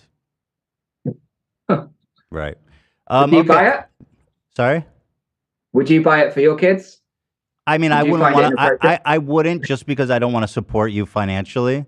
But but theoretically, I don't think I'd have a problem with. No, I wouldn't have a problem with my children looking up to a trans person. Of course not. What would be wrong with that? No, and Ethan, look, I don't have a problem with trans people at all. I'm just saying that certain things, when it comes to gender ideology, if transgenderism is being pushed on young kids in preschool or even elementary school when they shouldn't be thinking about that, I think it's wrong to expose them to that. I think Exposing them it's to important kids trans discover who they people. are. Exposing them to trans Sorry? people, like this lunchbox is. Right? You're really obsessed with that lunchbox. You need to get one. No, but I think it's a really important point that you're not, coming to terms with. We're exposing kids to a trans woman. Don't you think that's wrong? Why is it still on your website, at least, It's come on, Ethan. I don't know what to say. It's a cartoon of a K-pop star, and it's very innocent. It's just like a little anime drawing. It's nothing. If I was doing something inappropriate, if I had, protect trans kids on there, that would have a message. That would have a loaded gender ideology message. But it literally says Olie Squad with a cartoon of me doing the peace sign. It's like super cute, super innocent. Just like most K-pop stars are like super cute, There's nothing wrong with that. I mean, aren't you making like the Higo face a little bit? What, do you think I should make it more masculine? No, the Higo face is like some kind of hentai thing, isn't it? I have no idea. That's when you cross your eyes and stick out your tongue. Oh, really? Well, my eyes are You wide don't know open. about that? My eyes are wide open. I Hold do on, watch hold on, some hold on, anime, hold on. but I don't Hold on. know. You don't know about the Higo face? No. I don't believe you. Come on. No, I watch anime like I watch Attack of the Titans and That's stuff. straight but I'm cap, not my familiar brother. This is it, and you can see the resemblance, right? Here's the Ahigo face. Go on. It's like a hentai reference. But Okay. But you see the resemblance, right? Can you put them side by side? Sure, yeah, I'd be happy to. I mean, that's quite a cute drawing. Right, but that's like a woman like orgasming is what that is. Well, or like that's not lustful. what I It's like a lustful kind of sexual gratification. Adrian, you're face. really clutching at straws. Am I'm I? literally like, I've got my eyes open. I'm doing the peace sign, and you're trying to dissect it and say this. Honestly, Right. It just seems to me that even as a trans person, you shouldn't be exposing kids to that. It seems like you're shoving gender ideology down kids' throats by selling them a lunchbox with a trans woman on it. You don't see my point at all? You don't get it? No, I don't. I would see your point completely if, for instance, it had messaging on there, like some political, because I don't think kids should be exposed to politics either. Political or gender ideology message. If that was on there, that would be different. If it was a sexually suggestive image, but this is literally an innocent cartoon. I've got my eyes open. I'm doing the peace sign. You could not get innocent. What do I need to do, Ethan, to please people? Do I have to close my eyes? Well, I personally don't necessarily have a problem. What is your fascination with the eye wideness? I haven't said anything about that. About what, sorry? You said, what do I have to close my eyes? I didn't know what that meant. You kept mentioning about the eye wideness of how wide it is. I don't know why you keep bringing that up. No, I'm just saying that, look, in the picture, my eyes, it's not even me, by the way, it's a cartoon, but the eyes are very wide open, glistening. I'm just saying, what's wrong with having my eyes open? We're human beings. We have to have our eyes open. Why you're would it talking be about better eyes if I close my eyes? Would it be better if I close my eyes? I don't know. I don't know what that means, Ollie. Here's a reference to popular culture with the Ahigo face. It's, kind of an e-girl thing. You're probably aware of that. Well, I'm not an e-girl, so I wouldn't know. Yeah, but you're on the internet, and it's from anime, which you seem to be. Okay, but let's move on. I do know anime and stuff. I don't know anything to do with that pose. Literally, I've got my mouth open like this. Peace. I always have my mouth open, Mm-hmm. Sure. Come on. Let me see that again. Looks really natural when you do it. Thanks. Yes, girl. So but you identify as a male now. You're not trans. We're over that. No, I'm basically I got to a point where I was going to probably die from all the surgery I was doing. And, I was really mentally struggling. Had a lot of mental health struggles based on a variety of issues, which I talk about in my book, from when I was being bullied very severely as a kid. I was always told I was ugly, or I looked like a monster, or I was more feminine, or I had man boobs. So I just used to have all those things, and it left me with traumas. So it kind of messed up my head. And as an adult, I didn't deal with that in the way that I should have. I should have had therapy. I should have spoke to someone. Instead, it was almost like self-harming. So all this crazy surgery was me kind of kind of lashing out at the bullies, and it was very, very destructive for me and for other people. So, So, you know, do you I'm think glad to be over that. Do you think that people who are bullied are at a higher chance of becoming trans? Yes, definitely. So I talk about this in my book. There's a lot of studies. There was a study in Finland by the top transgender clinic that was basically transitioning a lot of kids. And they said I think it's around 45% of the kids had experienced severe bullying. So that led to their gender dysphoria identity. But there's also the other side. Your theory is that the bullying leads to the dysphoria, not the dysphoria leading to the bullying, which would be more logical. No, I was just about to say as well, but there is also the flip side of that, where the kids are being bullied because of their identity, you know, because maybe a boy is more feminine or a girl is more like a tomboy. So they're also being bullied for that. But in certain studies, the one in Finland at Tampere University, they found that there was a significant correlation between a kid being bullied and then the onset of their gender dysphoria coming afterwards rather than before. But, you know, of course, it works both ways. Let's see here. I have that theory you're citing in front of me. Tampere University, Finland, yeah. Here it is. Let's read the conclusion. Here, there's the abstract and everything. Let's see. The conclusion says gender identity, especially non-binary identity, is associated with both being bullied and perpetrating bullying, even when a range of variables, including internal stress and involvement in bullying and the opposite role, are taken into account.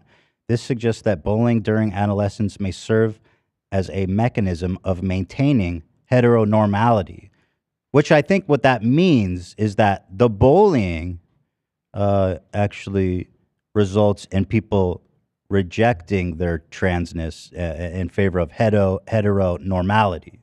I think so it seems to be saying the opposite actually of what you've claimed it said.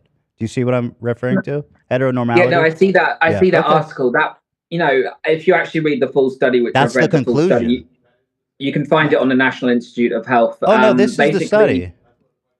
Yeah, let me have a look. Yeah, no, this is the study. It's the .gov. Finland, yeah. Yeah, this is it. And then this is the author's conclusion right there. I mean, that's pretty much that. This is the one you're talking about. Do you disagree? Yes, but the study's also saying it's associated with being bullied and being the perpetrator. So it's basically saying that either but the message. This is the last sentence. So let's read this together carefully. Mm-hmm. It suggests that bullying during adolescence may serve as a mechanism of maintaining heteronormality. So, do we understand what that says? No, I get what it's saying. It's basically saying that some of these kids that are being bullied will maintain their original identity because of the bullying. Correct. But the study also, if you read the full study, the study also speaks, there's a high correlation between, there's two different findings in the study. There's a finding that around 45% of the kids are bullied, and that causes the gender dysphoria. And there's also part of the study which also says, like the conclusion is finding that some of these kids are bullied because of their gender dysphoria, and it makes it worse. So it seems like if two outcomes are possible, then it doesn't seem that interesting. I wonder why you bring it up.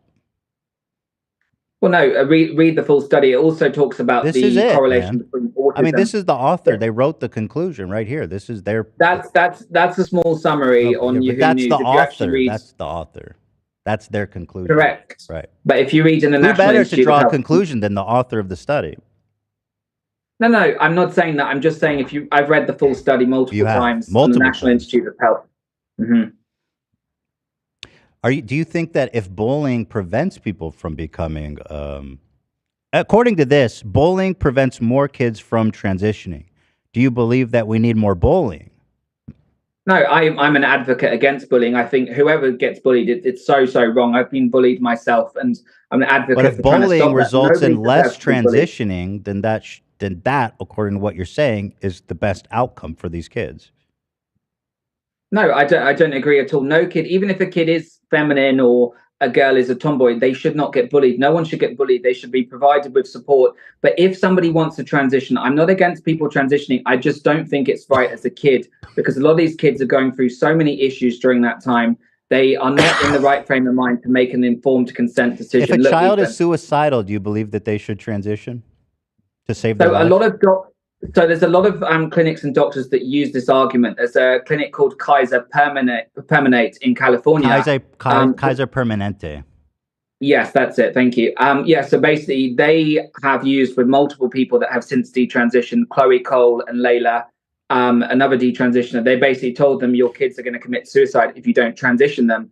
But what they said afterwards is they actually felt worse 6 months down the line after their transition because they've got hormones in their body, they've got puberty blockers, and they even had double mastectomy. That the vast majority of people that transition don't regret it. I think it's like 95%.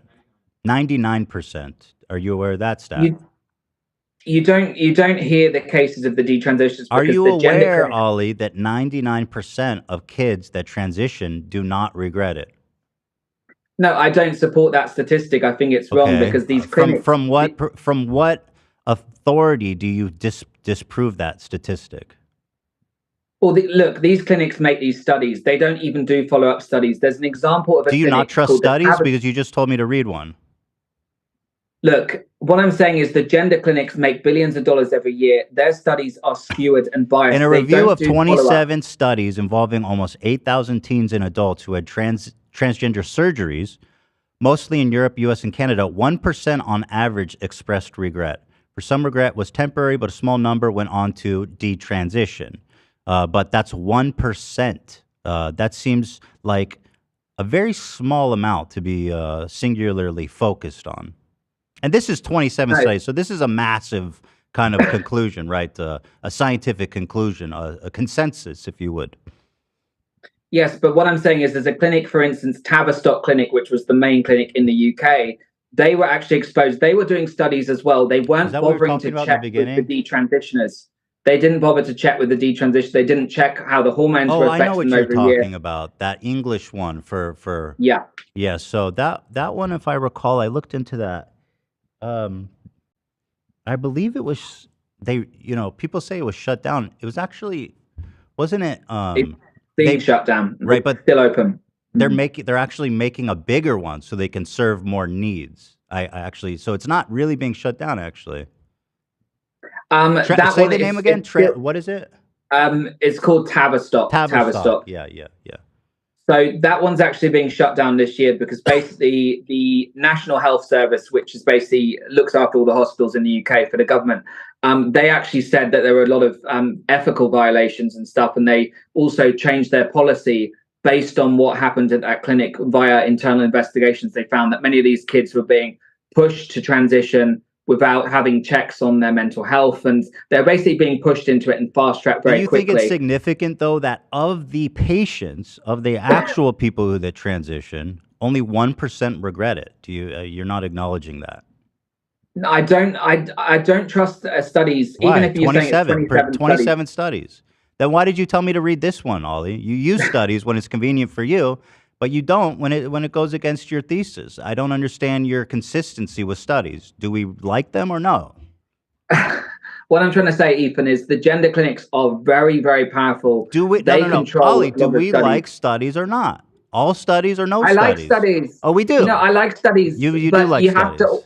But you have to always look at bias. The clinic in Finland was a transgender clinic that made the study. So they had different findings to many of the clinics in America that are saying there's a low detransition rate. But there are thousands of detransitioners out there. They're just not sharing their stories because of fear of being attacked. And, they get abuse every single day from trans activists. So there's thousands of kids out there there's 50,000 detransitioners on a Reddit subreddit forum speaking about detransitioning, but they're scared to come out and talk about it because they're going to get attacked. So there's a lot of people hiding. You seem to be in denial, Ollie, that the vast, vast majority of these people, let's say there's a bias. Let's say instead of 1%, it's 10% regret it. And that's a huge deviation. So I'm giving you a lot of doubt here. If 10% only regret it, do you think that on whole, of the 90% who don't regret it and who had what they consider life-changing health care, why would you seek to deny them life-changing health care? When they Well, Ethan, they say this saved my life. Well, Ethan, children can't get tattoos. Children can't buy cigarettes or buy alcohol. So how on earth can they consent to doing something they don't even understand about? We have to look at many of these kids. They don't understand. They don't think about the future. Like if a kid changes their body, they have gender reassignment surgery or take hormones, they might not be able to have a baby when they're older. They don't think about those things because they're kids. So the issue is just we shouldn't be doing this to kids. It should happen, as an adult, they can make informed consent. But even with some of the parents agreeing Hey, Olie, to it, do you know how many kids between the age of 6 and 17 went through irreversible surgery in the United States? I know the number rises every year. Now it will be several thousand. So the number of patients, of children between 6 and 17 who went through irreversible surgery in the United States, what was the years on that one? It's 3 years, 2019 through 2021. So this is the most comprehensive data we have, and this comes straight from the government stats. It was 250 per year. Does that seem significant to you?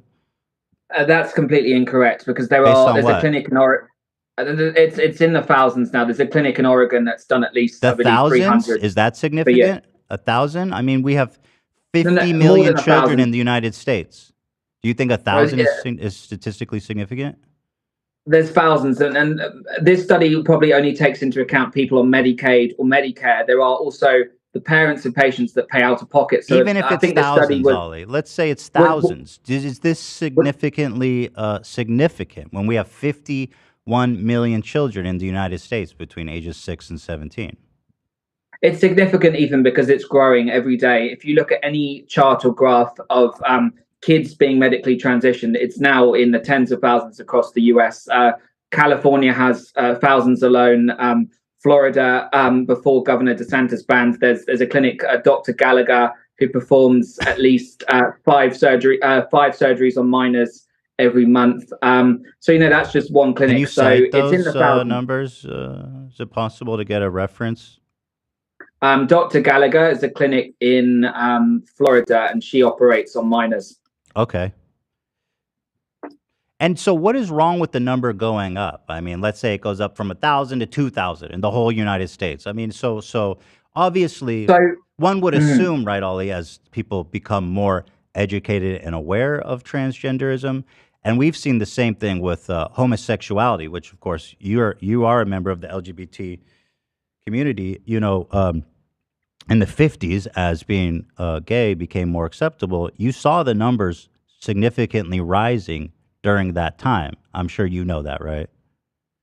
Yeah, of course, because it became more acceptable. What is the difference between the hysteria that took place then about there was, on the right, that they're turning our kids gay? That turned out not to be true. You agree? Yeah, absolutely. Okay, good. Absolutely So hold on to that. So now today, we see the same graph going up of trans kids getting surgery or gender affirming care or whatever. So why is it that you today can draw a conclusion that was the same conclusion in the 50s that you disagree with, that trans kids are being influenced societal to become trans? It seems to be a glaring contradiction in logic.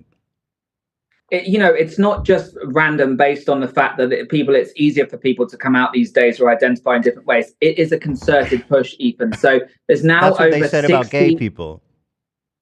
Ethan, there's now over 60 pediatric gender clinics that have opened within the last 15 years across the US. They weren't there before, so they are profiting from this. They're opening clinics because they know they can profit. So when they push, through popular culture or push transitioning via TikTok trends, they are profiting from that. So it benefits them if society and children are being confused and indoctrinated in schools or via social media, because they can get more patients through their door. So that's good, but let's focus on this issue that I want to nail down. They said that gay kids were being influenced to be gay. You disagree with that now, and you're one of the people that says kids are being influenced to become trans, and it's the same curve. How do you not, why is that curve not just the result of it becoming more acceptable in society? Because it's the same curve, right? Same curve. It's a huge curve, you know, and it's really in the last 5 years since TikTok came about. We're seeing so many. There's about 2.2 billion views. What does it matter how they become aware of it? I'm telling you, it's the same curve. What I'm trying to tell you is that there are influences now that didn't exist 10 years Like ago what? that are pushing kids. So, for instance, TikTok, there's about 2.2. So TikTok is turning people trans, where back in the 50s, people said it was like rock and roll music, it was movies, it was hippie movements. That wasn't accessible to the generation before them. I don't see the difference. What I'm saying is that kids are being exposed to influences that they didn't have before. Same you know, in the if kids are 50s. being on. Sorry? The same in the 50s. The kids who were coming out as gay were also exposed to things that weren't accessible to generations before them. Well, I don't agree with that. They didn't have phones No? back then. Kids are now being pushed trends, and the AI algorithm recognizes a kid's vulnerabilities, Well, and they push videos. music, you know, popular music. Yeah, music. Pop has music always, is pop music was something that was rock and roll was something that was new back then. So No, correct. And you could also argue that in the 80s, more people came out because, you know, music like George Michael was, you know, and songs about freedom and then stuff. why and are coming you out was, concluding that TikTok is making people trans? I don't understand the logic. You just contradicted yourself. No. What I'm saying is, in the last 5 years, there is an increase in gender clinics opening because they are exploiting these children that are being pushed trends. You know, there's a lot of lobby groups. Ethan, the Human Rights Campaign is a massive lobby group. They're going around. Ollie, you were trans before TikTok. I've struggled with gender dysphoria for all of my life. Before TikTok. Correct, but yes, but my identity struggles came about because I was using social media too much, and But I Ollie, started you to were see. born in 1990. You're not that much younger than me. When I grew up, there was no social media. I don't believe you probably had social media until you were in your 20s, well into your 20s. Yeah, correct. And the reason I struggled with my identity was because of bullying in childhood. But then I only transitioned as an But adult. bullying in because childhood, firstly, we established from the report that you told me to read that bullying in childhood results in less people transitioning. Sorry, say it again. The study you sent me about the Finland study. bullying, the conclusion was that bullying results in less people transitioning. So you says it's a result of social media. Well, you didn't have social media. Then you says it was a result of bullying. But this study you told me to read says bullying reduces the amount of people who transition. So how is it that you were trans before, outside of all of these influences that are turning people trans? Well, firstly, I'm an individual, so I'm one person. So my experience is not reflective of every single person that becomes trans out there.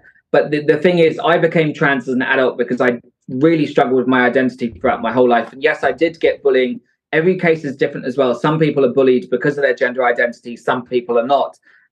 So every single case is different. But the reason I became trans was, you follow my journey, the Korean stuff. That was me trying to find myself and trying to, fit in because I hated the way I looked. If your journey is a personal one, which I totally understand, then what gives you the right to project your personal experience onto others?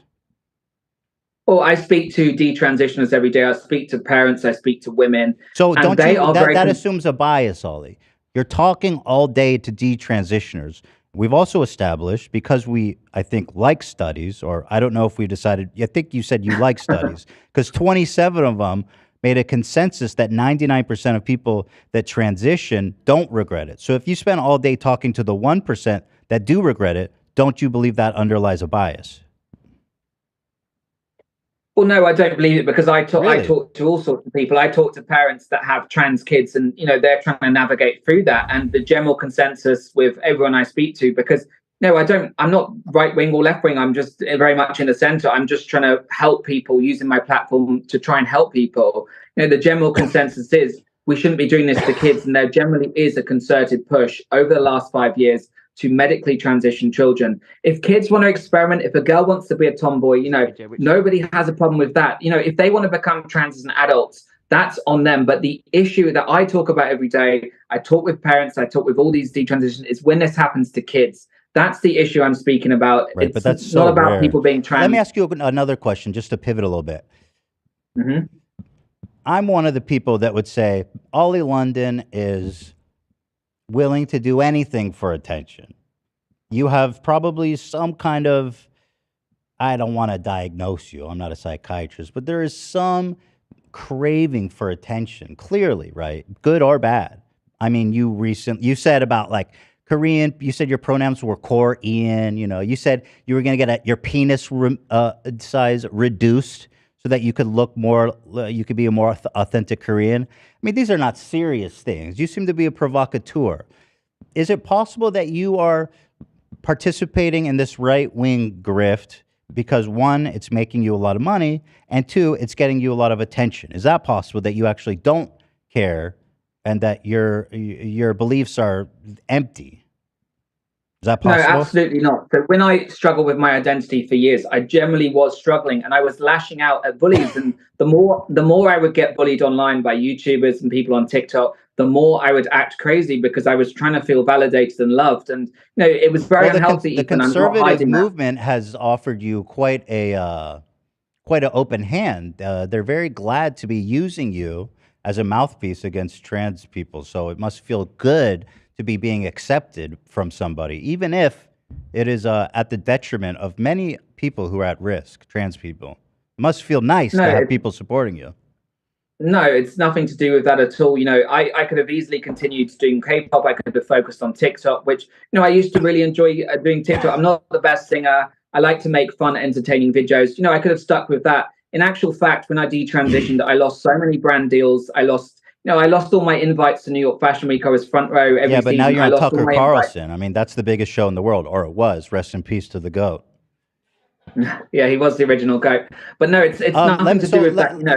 So you say it's not possible that you are just doing this for attention. If we go back, here's a recording of you saying that you're using the BLM movement for attention and for cameos. Here, listen. Millions. So it's basically every time I do a music video, it's like, if it's $1 million, it's £1,000. So, you know, if I just keep releasing music videos, that's like enough. And then also because I've been a lot on Twitter, there's been so many people talking about me on Twitter because I'm supporting the Black Lives Matter and protests and stuff. So I had 200,000 views on the video. So because of that as well, I'm getting a lot of requests. So it's just, you know, I'm just staying relevant in the news, on TV and stuff, because, you know, the more exposure I have, you know, if I'm trending on Twitter or whatever on TV, then the more cameos I get. So yeah, just... So here you say you're supporting BLM to stay relevant and because it gets you more cameos. Have you been getting more cameos since you went right wing? Well, firstly, that audio was from a number of years ago. It was edited deceptively by somebody that was completely uncredible. And just basically desperate for attention. It's your voice, correct? It's my voice, but it was edited deceptively to try and make me look bad. So what's the deception? So I'm not doing any of this. What I'm doing now is to try and help people. You know, previously, Ethan, I'll admit it. Previously, I had some very unhealthy tell me it's behavior. deceptive. I'm open to hearing you out. How is it deceptive? I'm explaining. So, you know, previously I had unhealthy behavior where I was generally like thinking, oh, how many likes can I get? How many views can I get? Because I was in a really crazy mental health place. And, you know, the more surgery I would get, I would feel worse about myself. So I would try and be validated via online views and things. But in fact, you know, unlike talking now. to BLM, actually, no, I'm not doing it now. If I wanted to, Ethan, which is why you're on the show. No, if I wanted to get attention and stuff, I would stick to doing TikToks. I would stick to doing my K-pop music videos. You're getting a lot more attention right now. I mean, you're getting a lot of attention right now. In fact, you wrote a whole damn book about it, Gender Madness. Well, what I'm doing now is because I've actually come to a realization that I have had some very unhealthy behaviors in the past, and I'm trying to remedy that. You know, because I can't sleep at night when I think, you know, have I done something bad? Have I been a bad influence? So I'm actually trying to remedy that and devote my time to I hate to tell you, activism. if that's what you're concerned about, you're going to feel really bad when your next phase comes around and you realize that you were the mouthpiece for really hateful people. Ethan, it's not a phase, and I'm not a mouthpiece for anyone. I'm literally just trying to speak up about issues that I have finally woken up to see what's going on in the world. It seems to me, Olie, that if we look at all of your different iterations of your personality, the one consistent thing is a need for attention. Well, you could say that about Trisha Paytas, who was your best friend and you used to do a podcast Oh, I do say with. that. I mean, yeah, I would say that about Trisha Paytas. Sure. Are you like She had Trisha different Paytas? identities, but she had a wake up call, and then she realized that she could be an influence to others, and she's really a positive girl. She's doing amazing things at the moment, and I had a wake up Trisha call was as well a chicken because nugget, I believe. Do you empathize with that, Ollie, as a former trans person? Ethan, I'm vegetarian, so I wouldn't empathize with her being So you're saying you're nugget. like yeah, and congratulations on that. We support that. Ollie, do you believe you're like Trisha Paytas? No, not at all. I'm not comparing myself okay. to her. I'm just saying that she had a lot of identity struggles. She had some unhealthy behaviors. I had some unhealthy behaviors. I struggled, but I'm remedying that now. I'm working hard every day to try and be a better person, to try and help people. And that's what I'm focused on. So people can call me what they want. I'm not a mouthpiece for anyone. I'm literally trying to help make let's the world pivot. a better place. Let's pivot. This came about when you found God, right? You and you can fill in the blanks here. You were confused. You were a transgender woman. You were selling kids' lunch boxes depicting a trans woman on it. That's pretty low by your own definition. And then you were walking around and you found God. You entered a church and then you realized, hey, this is a cool vibe, maybe. Well, no, actually, before that, I started to go to therapy. So basically, I lost a lot of my friends. People thought I was really crazy. And I was very mentally unwell with all of these different crazy identities that I struggled with. So I actually started therapy first, and I started going to sessions twice a week. And then they actually told me, you need to speak about this. You need to find a community that's accepting, non-judgmental, and kind. So hold on. Your therapist told you that you're not trans? No, my therapist didn't tell me I wasn't trans, but they said if I'm having issues and struggling with who I am, perhaps I should find a community that's very welcoming and might make me feel like I can belong. Take some time off social media. So they didn't tell me not to be trans. It's nothing to do with that. They literally told me to try and find myself. So you took a break off social media, and then you took your time to find God and find your new self. I stopped spending hours and hours a day on TikTok and YouTube, which was, messing up my mind. And I actually left my phone at home. I would go to therapy sessions, and then I started going to church. And it made me realize, there's more to life than just being online or whatever. I need to actually make a difference in this world. And I've spoken to so many people that are concerned at the direction the world's going in. And, if I can try and help parents and help women and stuff and speak up for people, then I can feel good. I want to show you this clip from an interview from Piers Morgan. Okay, lots of pictures here of you as a woman. So how long ago was that? Was that quite recently? That was actually at London Fashion Week, so that was literally a month ago. So kind of a drastic change. So you went from trans woman at Fashion Week, a month later, to being on Piers Morgan denouncing the trans movement. When you said get off, take your time and talk and figure out who you are, that all happened within a month. No, actually, since I originally transitioned, I felt great for a couple of months. And then I really started to question it. I started to think, okay, I can even do more surgery to make myself physically become a transgender woman, or I can take a step back. So I was having a lot of thoughts of regret, but it was too late at that point. I'd already done facial feminization. I'd already changed myself. I was very confused. So I'd been having those thoughts for a number of months. And then within a month from that particular picture being taken, I actually detransitioned. So tell me about finding God. Tell me about when you were in the church and you had like an awakening. Well, I'd lost a lot of friends. I lost a lot of loved ones because they thought my behavior was very unhealthy. And, it was a now or never moment. I could have continued down a very destructive path, destructive for myself and people around me, and destructive for, people that see me online. I think I was, not a good role model, and I deeply regret that. So were you trying to be a role model? I find that interesting. No, well, at the time in my delusion, I thought I was a role model for people that liked K-pop and wanted to be a K-pop star. So then I started going to church to try and take some time out to think about my life and think, what is the next step for me? And then, after spending some time going to church sessions and sermons, it made me realize, just try to find acceptance with who I am and stop doing all this craziness and try to get back to the real me. And that's the most important thing. I've heard you mention the real you being a British man. But if you talk to other people, I think they might say the real them. And as I think you would agree, people are born gay. They don't choose to be gay. Do you agree with that? Yes. Okay. Yes. Okay. So then why? And I agree, and I believe that some people generally feel trans since they're born. I do believe that. So God made them that way, right? So God would have made them that way.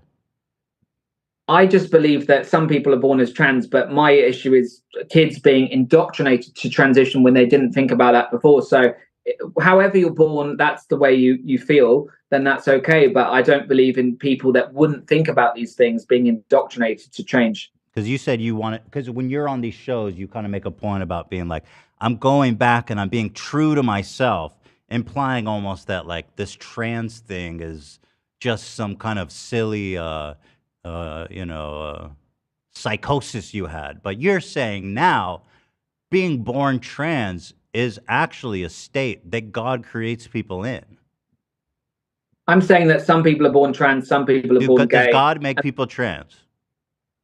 I'm not saying anything on that subject. Why? I'm just saying that some people feel, everybody feels different. Everybody feels different. Wait, inside, why are you not unwilling to say that God makes people trans? I'm just saying that people are born in different ways. They feel different. Some people might be born intersex. Some people are born gay. You talk about God going back to how God or Jesus intended me. So I feel like this is an interesting point to resolve, because this is something that you bring up in your interviews. God makes people trans. I find that to be. I never said God made people trans. I never said God didn't make people trans. Does God make people gay? Does God make people gay? I'm just saying that people are born in different ways. Because you said you were born gay, and so I was born a man, and then as a teenager I became gay. So it didn't happen from birth, but I struggled with I was very feminine. I struggled with my identity as a kid. Was that your choice or God's choice? There's a lot of influences that influence people in life. God is all powerful, right? No, perhaps I wouldn't have turned out the way I did if I wasn't bullied, or perhaps is God all powerful? Yeah, God is very powerful. Yes, absolutely. All powerful. But is God all powerful? God is all powerful, but there are. So then He made you gay and trans people trans. No, there are. Why would He make? Why would God all powerful make someone so confused that they wanted to be trans? Well, actually, logically, it doesn't even make sense. If God is all powerful and He creates a being, and then this being lives through their lives and then says, "Oh, I want to transition," God made them that way. If God is all powerful, it's all part of His design. God wants people to be trans. Well, there are societal, environmental God created society. Yes, correct. But I'm just saying there are. There's a lot of human factors that influence. God created people. humans. If people are, yes, I know that, but if people are exposed to gender ideology, God created gender ideology. What I'm saying is a lot of these people would not have felt this way when they're born, but they're being pushed by society. God created society to think that they're going to transition. God created society and transitioning as an operation. I mean, just where am I logically wrong? I don't see any logical conclusion that doesn't come to the idea that God made people trans. I never said God made anyone trans. I just said that society and the environment God made society people influence people. He's all powerful, right? You said He's all powerful? Yes, God is all powerful, but also humans have influences on other humans. But He made humans. Look, this isn't going anywhere. It's not, is it? Okay, let's go on. Do you believe that the Bible is against transgenderism, or what's your thought on that as a I guess a newborn Christian? Well, the Bible was written a long time ago, and there are things in the Bible, such as in the Old Testament, that aren't relevant to today's society. We know that. So we have to adapt what was written 2,000 years ago to the modern day. But I'm not one for policing how adults live their lives. But I think transgenderism wasn't in the Bible because there weren't trans people visible back then. Of course, no. look, I've even got this in my book. Even there was a Roman emperor that was trans. He used to dress as a woman. So we know there's instances, but I'm just saying in the Bible itself, society there's no influence reference him? to that. Did society influence the emperor to be trans? Well, I wasn't alive then. Well, but, hold on. You he wrote was- about it in your book. God dang, man. Yes, but so there were some Roman scholars that were around at the time, and taken from their writings, he used to dress as a woman. He used to act like a woman, and his wife would have to call him ma'am. Now, I wasn't around back then, so I don't know the exact details, but he thought he was a woman. So, maybe he could have been born like that. Some people are born like that, and they generally think that they're in the wrong body. So you don't have an opinion on if the Bible supports transgenderism or not, or homosexuality even. No, the Bible was written a long time ago. Yeah, before then these why? were- But surely, I mean, why use the Bible as a guide for anything in your life if it was written so long ago? I don't understand that point. Because Ethan, because there's many teachings in the Bible that are very, very positive. About love and acceptance and kindness, and trying to help humanity. It was written a long time ago. So, like I said, the Old Testament. There's has also a things that story would be about this, relevant now. sisters raping their dad. Well, that's what I'm saying. The Old We don't Testament like that has one. things. Okay, I like your optimism. So I'm saying the Old Testament. Oh, has we're things not that doing the aren't- Old Testament. Okay, cool. So we don't believe. Okay. I heard you when you're on these shows. I notice you talk a lot about this specific story of Jesus that inspired you. How he helped the lepers when nobody else would, and that you, at the time when you found Jesus, you felt like the leper. You like that? That's a nice story.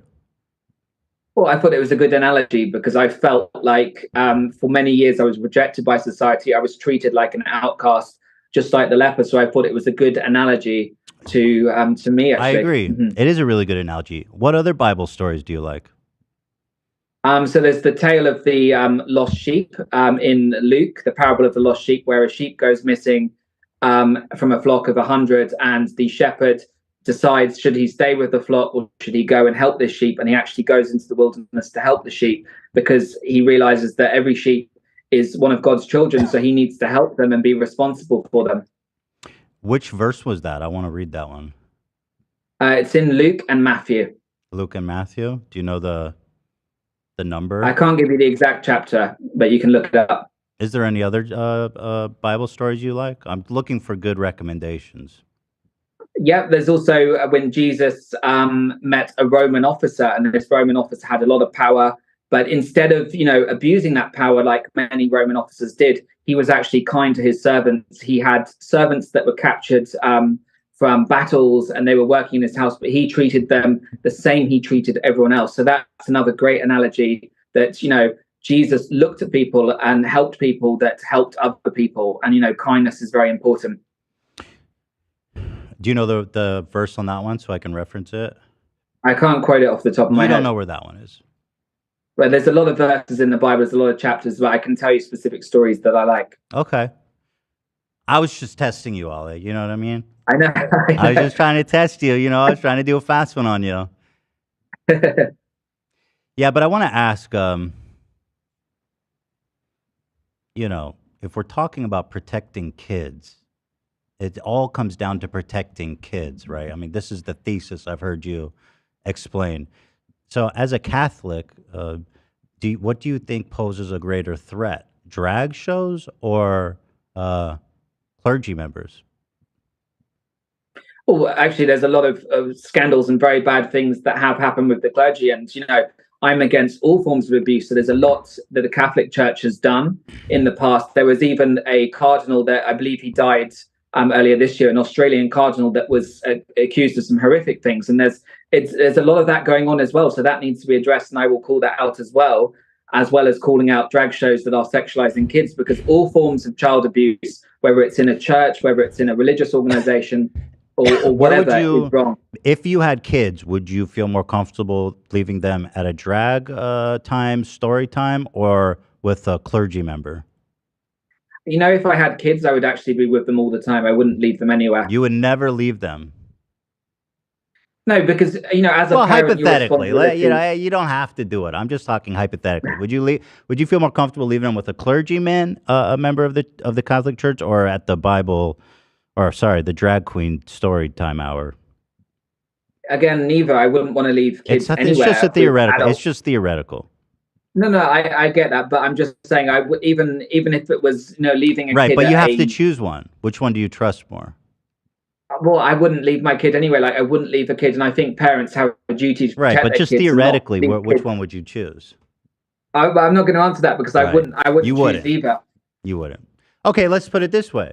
There's a dude named Barry. He's got kids, and he goes, I have no choice. I have to leave my kids either with the clergyman or at the drag show. I don't have a choice. Something crazy's happening. They're right next to each other. He says, where do I leave my kids? Where do you think Barry should leave his kids? Well, again, I wouldn't want to leave kids anywhere. But Barry unless doesn't they're have a with- choice. He doesn't have a choice. He's in this horrible But predicament. Ethan, I'm not Barry. I can't answer that Well, question. he's I'm not asking Barry. you for advice. Quick, Ollie, where should I put my kids? You put me on the spot. I wouldn't. As an adult, like I would say Ollie, to Barry, as a just be with your Catholic, kids. as a Catholic, I find it very concerning that you are hesitant to even answer that question. No, I'm saying it doesn't matter whether it's a Catholic church, a drag show, or even an after-school club where it's the teachers aren't present. I wouldn't leave the kid anywhere. I wouldn't leave the kid at some weekend activity, like a sports activity. I think the parents should always be there. Right. So it's not a question of a church versus, whatever. It's a question of just in general, parents should always be with their kids. But that's not reasonable. Parents can't always be with their kids. I mean, that's No, of course, of course, it's not always reasonable. But I'm just saying, in an ideal scenario, because look, there are cases that happen, many cases that don't happen. But I'm just saying, you've always got to be careful because there are people out there. Well, let's that are assume that you're a opportunists. good Christian and you say I'd leave them with the Catholic Church. We've talked about the number of kids who are doing irreversible transitioning in America. It's very, very small. We're talking like 250 a year by my estimate. And that's based on government data. I know you dispute it. There's a recent report that came out in France, and the reason I bring this one up is just because it's the most recent and comprehensive one. It's quite disturbing. This came out, I believe, in 2021, called the Independent Commission on Sexual Abuse in the Church. It was a huge government commission to look at this openly and honestly and try to figure out what's going on. 2,900 and 3,200 clergy members were involved in sexual abuse of minors during that period in France. Okay. It's estimated that they abused around 330,000 kids. Now, if you do a percentage of that, and this is really kind of surprising to me, and tell me what you think. Assuming there are around 15,000 to 20,000 clergy members in France at any given time, the percentage of clergymen involved in abuse of minors would be 15 to 20%. Yeah, that's absolutely horrifying. And also, there's in Ireland as well. There was a lot of abuse that was covered up, and it doesn't matter. Seems whether like it's that the Catholic affects more Church or- kids. Than the that is equally wrong. Whoever exposes kids, it doesn't matter whether it's a church or not. Raping a church, kid is it equally as horrific. wrong as going to a drag show? Look, it's equally wrong if someone abuses a kid. So that's what I'm saying here. Okay. So if a kid is being abused, Is there any that history of a is child wrong. being abused at a drag show? When drag shows are sexually explicit, Is that the that same is as abuse. raping them? That is also child abuse. I'm just saying, if a drag queen performs a sexually explicit act in front of kids, that is abuse.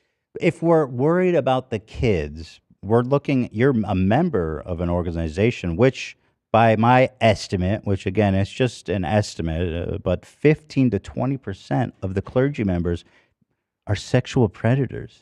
Why is it that you're focused on the drag shows and not the Catholic Church when per capita and the volume is way more in the Catholic Church? Well, the specific organization, Gays Against Groomers, is focused solely on the issue of indoctrinating children, exposing them to sex. If it was called, Catholics Against Groomers, that would be focused on that issue. But it's a specific issue. Not every organization can focus on every issue, but their job is to expose a specific issue within a specific group. And granted, like you said, there are in France, there was in Ireland some horrific cases, and it's the job of the Pope and the Catholic Church to vigorously investigate that, because it's disgusting for any person, whether a clergy member or not, to abuse a child. It's absolutely wrong, and it should be investigated to the full. And every single victim It just deserves seems to justice. me a little disingenuous when you're going to point, let's say, you've got the whole hotel, a whole building, it's on fire, but but in the backyard, there's like a doghouse that's on fire. There's no dog in it, by the way. It's just a small structure. And you're telling the fire department, we need to put out the doghouse fire. Don't worry about the fucking massive apartment building that's on fire. Let's put out the doghouse. To me, that seems like you're focused on the wrong thing. What's the point of focusing on the doghouse when the whole building is on fire, right? Well, no, I mean, I talk up on my Twitter about all forms of abuse. If there's somebody that abuses a kid, if there's a news story, I do share on that. So, but I'm just saying the specific organization Gays Against Groomers focuses on a specific subject. But you're right, all forms of abuse are incredibly wrong, and they should also get light shed on them, 100%. Are you interested in firearm deaths of kids? Because that's the leading death, actually, of kids in America today. Yeah, that's absolutely horrific. What we see every day with schools being shut up, it's absolutely horrifying. Right, but somehow the drag show. Children should be. Ethan, we're on the same page. I just don't understand why the drag show is more pertinent, because you're doing a tour, right? You're doing all the right wings. You even wrote a book, for Pete's sake, called Gender Madness.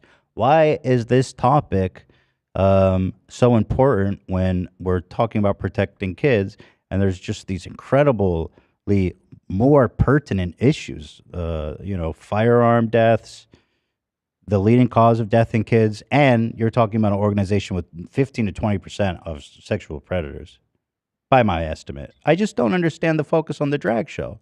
Don't you think that the conservative movement is overly focused on transgender issues? Well, I mean, there's you've just highlighted there are so many different issues in the world, and I'm trying to focus on one specific issue that we have seen a rise in the last few years, a very shocking rise, But equally, the issue of kids in schools, that is horrific. Every kid should be protected and safe going to a school. Just like if a kid is at a church, they should be protected. No child should be getting abused. But I'm specifically focused on one subject right now because I've struggled with gender ideology. I've seen the trend. This is my But it's like the whole knowledge. right-wing apparatus is focused on that. Isn't that odd? I mean, it just seems odd that the entire right-wing apparatus is focused on trans issues. Do you find that odd? Why are they all so focused on trans issues? Well, I mean, they talk about a lot of other issues as well, but what's happening at the moment is there is a lot of... Right, they talk about a lot of issues, but I think we can all agree that that is... that's kind of the most pertinent for them, right? Even in polls, even in polls, people say trans issues is the most important to them, of conservatives. Why is that? Well, I mean, correct, because it is a very big subject right now, because we're seeing, every day these news stories of children with horrific stories at gender clinics. We're seeing, drag queens, not all drag queens, like I said, but we're seeing drag shows where they're doing very sexually explicit things. And it's become a recent phenomenon in the last few years, and it's rising every day. So the reason conservatives speak up is because it's a rising issue. They're trying to counter it before it gets even more out of hand, because, we're seeing some very sad things. The Nashville police still haven't released the manifesto, but when Audrey Hale initially shut up that school, they said that the person's gender ideology may have played a role. They believe there was. Oh, but that's silly. Because I mean, a lot of the. Well, have I mentioned that you're selling a lunchbox with a trans woman on it? I don't think you mentioned it, Ethan. No, I don't think you said it at all, actually. Okay, so how do you if I haven't mentioned it, how do you justify this? I've already gone through it. Oh, we have talked about it. Okay. I'm just curious. Let me look at the photos. I mean, this is definitely for kids. It's pretty small. It can't even fit like a little bread in it, barely. And like, look how, I mean, these blueberries look monsters next to that. That's certainly for kids, right? Yeah. It's too small for an adult. What's that? No, it's for anyone that likes K-pop. For anyone that likes K-pop. But grown-ups, I mean, my God, what are they eating for lunch? 5 blueberries? No, I would buy that because it's cute. You know, I think grown-ups like that. Wait, you would buy a lunchbox with a trans woman on it? Why would you do that? It's a K-pop. It's an image of a K-pop. I would buy it because it's cute. You know, I like K-pop stuff. I love Korean culture. It's a cute K-pop lunchbox. But clearly, you're not going to be buying it. Well, just because I don't want to support you financially, like I said. Thanks. Have you seen Bella Delphine's new merch? Interestingly, it looks quite similar to what you're selling. That's obviously, you've just photoshopped that. Oh, wait, how dare you accuse me of that? Excuse me, Ollie. Kind of I'll have you obvious. know that's defamation. Kind of obvious because it says Olie Squad. Do you think the New Testament is child appropriate?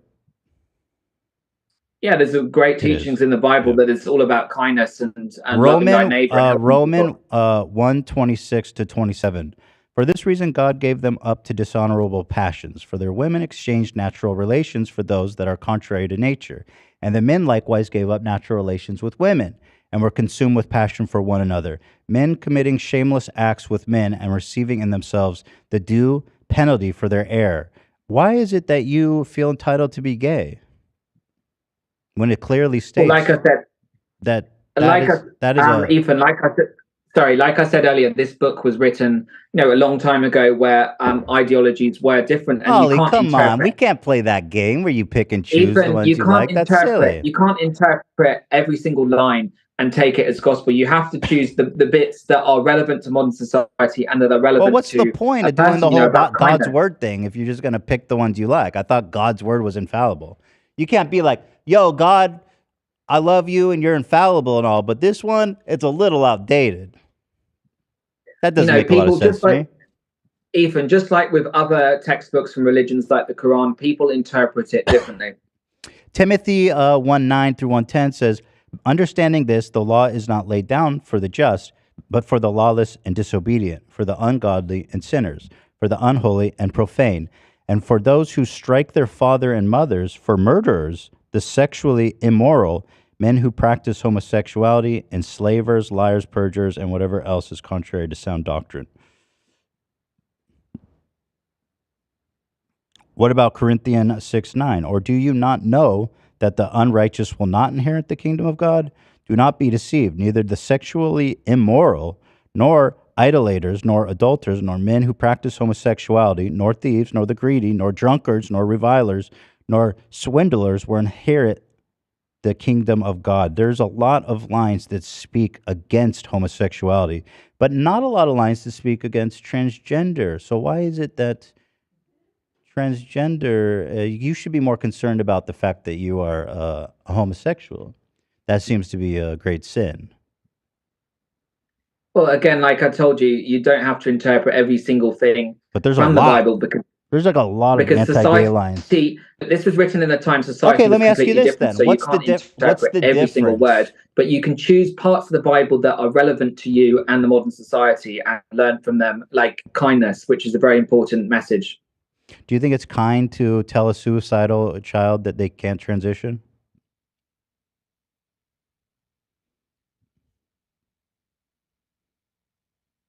Did he bail, or is that us? Uh-oh. Is that us? Checking. I don't think he bailed. A homosexual? Do we have internet? Yes. Are we live? Sure hope so. He's still in the Zoom. But are we? I mean, our internet works, right? Yeah. He just disconnected. Oh, so he's gone. Was he? I'm back. Oh, you're back. Okay, good. Thank you. Yeah, the Wi-Fi's gone, but I do have to go soon, Ethan, because it's. Let me ask you this. I understand. Thank you for spending so much time with us. You're welcome. You say you learn to be kind in the Bible. Do you believe it's kind to tell a child that they can't transition? No, but I think adults have a responsibility to help that child's mental health support. So whether that's therapy sessions, if a child is suicidal, do you believe it's okay for them to transition? Well, the problem with what you're saying is that's the argument that many gender clinics use to coerce parents to transition their kids. But You actually have to treat the real issues, which is maybe the kid is suffering from depression or they have struggles with other What do you mean the mental real health issues? No, but this is a real issue. Kids are suicidal because of their gender dysphoria. I mean, that's a real issue. But Ethan, what I'm trying to say is if you put a vulnerable kid that's already struggling with a mental health on very high doses of hormones or puberty blockers, Well, no. that is only, No, that's only going to lead to more after they issues. decide. That's after they decide. This kid is suicidal. The only way to save their life, as you hear from a lot of people, is to help them transition. What is wrong with that? No, correct. You hear that a lot, but Has it people ever need to happened? address- Has a child transitioning ever saved a child's life? Well, you need to address the mental health issues. If a kid is Has it feeling ever that saved way, a child's life? Transitioning, Yeah. yes, of course, there will be cases where. So if kids it feel saved happy. even one child's life, then where do you get off preventing this from happening? You say one child's all that matters. If you can admit to me that a child transitioning saved their life, even one of them, why would you support a movement that outlaws it? You support many of legislation that makes it illegal. Why is that? Because firstly, these are kids; they cannot consent to this. They do But it not saved their understand life. the long-term consequences. But you don't look at what happens later down the line, Ethan, like 6 years down the Ollie, line. we got to stick on this point. You said that transitioning has saved a child's life. Let's No, forget about I'm all the saying there other will be static. cases. Let's forget about all the other static. Why is it that you would want to outlaw a medical procedure that saved a child's life? That's Because not kind, it's- is it? No, you have to support the kids' mental health, but you cannot put them on hormones. Do or you give them believe that it gender should be reassignment illegal? surgery. Do you believe that it should be illegal for kids to transition? I believe for medical transitions, it should be 18 plus. Yes. Even if the kid is going to kill himself, as you admitted, it saved the child's life. You said that. So you believe I'm this saying kid that- should kill themselves rather than transition? Absolutely not. Don't try to put words in my mouth. Well, I'm Kids just need mental okay. health. No, support. hey, I'm not trying to put any words in your mouth. I'm just trying to reconcile. You are saying on one hand that transitioning saved the kid's life, and also saying that transitioning shouldn't be allowed until they're 18 plus. So I'm this just child saying, has you're no talking- recourse other than to kill themselves in this hypothetical Well, situation we've created. In this hypothetical situation, instead of that, actually take the kids to somewhere that's a safe place where they can be surrounded by therapists. Right, they do and that. But people. again, I don't want to focus on the static because this is a real situation. And let's say, even if it's just one kid, again, let's stay focused here, Ollie. One kid saved his life. You're telling that kid you cannot get that procedure. That's correct? I'm saying that kids can't consent to this. Kids need better mental health support. So there should be a focus on 18 mental plus. health You're support saying this rather than kid cannot get the medical procedure that transition. saved his life. That's what you're I'm saying. saying that it should. I'm saying that 18 plus for all procedures on kids because kids cannot consent, so they need mental health support instead. Well, right. So the kid would kill himself. No, you give the kid. But then mental why health did you support say that and it protect saves them. kids' lives, Ollie? Don't you understand? You're I'm- not making you sense. I'm saying that there will be some kids that may feel better and feel like their life No, has no, been no, saved no, no, after no. that. But You agreed with me, Ollie, just a few minutes ago that transitioning has saved kids' lives. oh, like anything in life, it can save lives. But also, a lot of people Like anything in will life? become- What does that mean? A thing? What no, else? a lot of people will become suicidal later down the line because their body is completely messed up.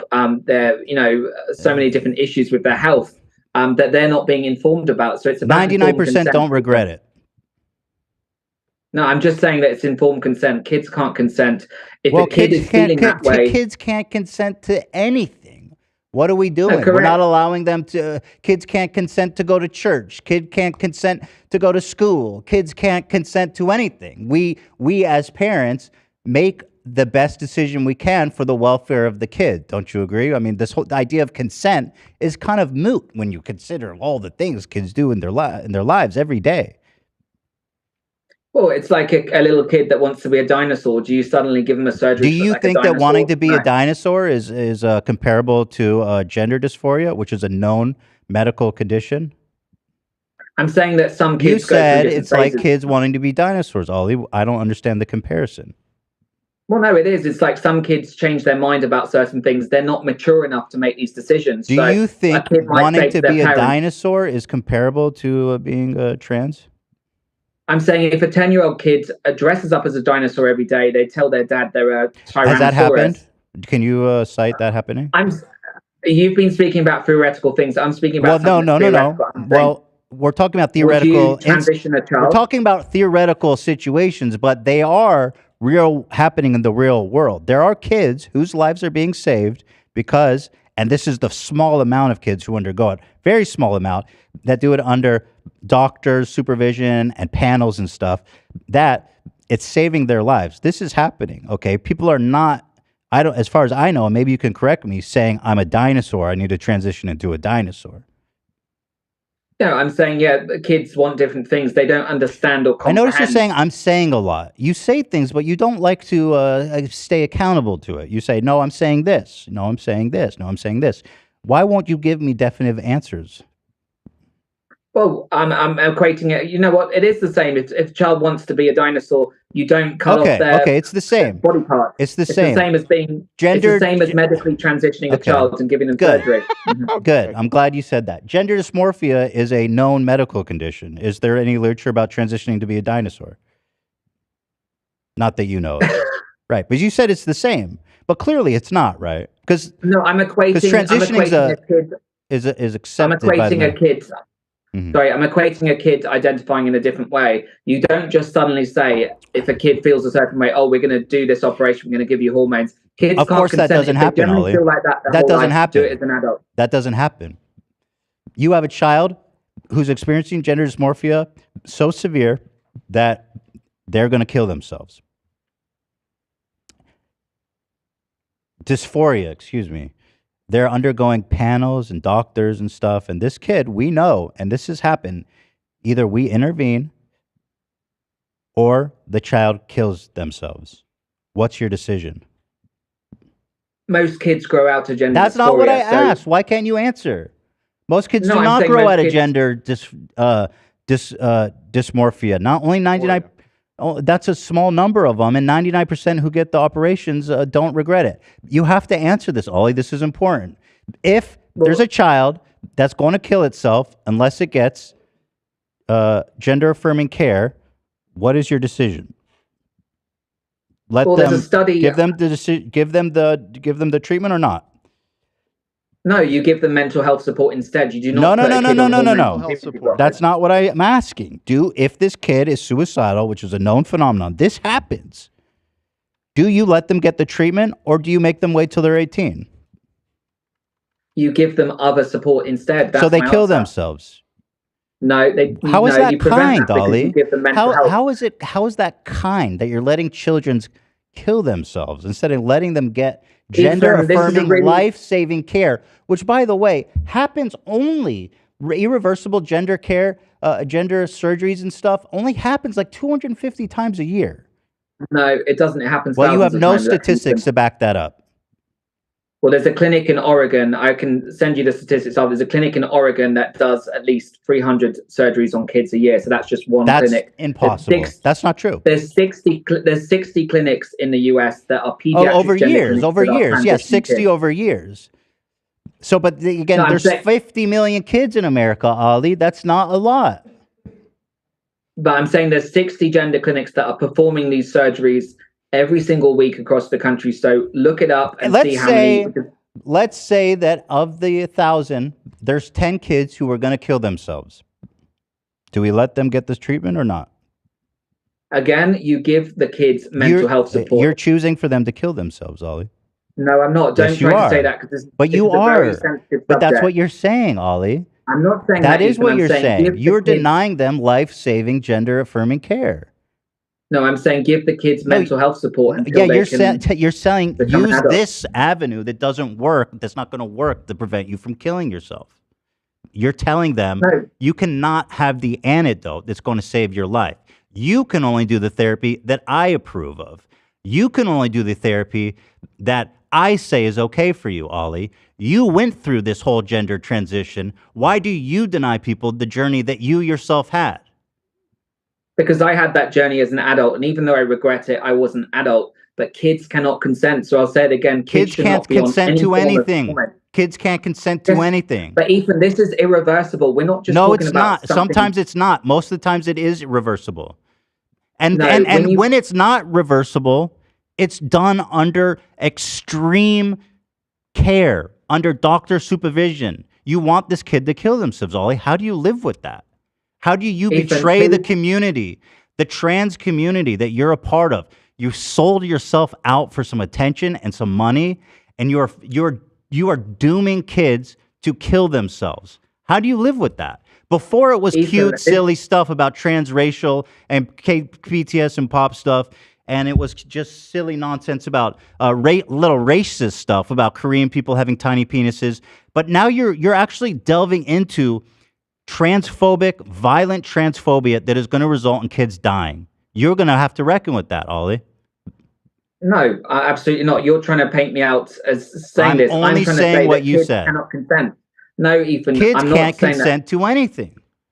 Kids cannot consent to irreversible hormones or surgeries, Ethan. Okay, a kid They needs to cannot get his consent leg to that. removed because he has leg cancer. Should he be able to get the leg removed? Well, if he has a cancer, yes. But I'm Okay, saying so that what's the you fucking can't- difference? He can't consent to have his leg removed. That's irreversible. Well, many of these kids are being pushed into it. Many grow out of gender dysphoria. If you Google right But now, I'm telling you, kids kill themselves if they don't get this treatment. In the rare case that it's that severe, about 250 a year. Well, show me. Okay, pull up a case then. I'm sure we can do that. That's not a problem. Give me 1 second. Gender affirming care is mental health support. Right?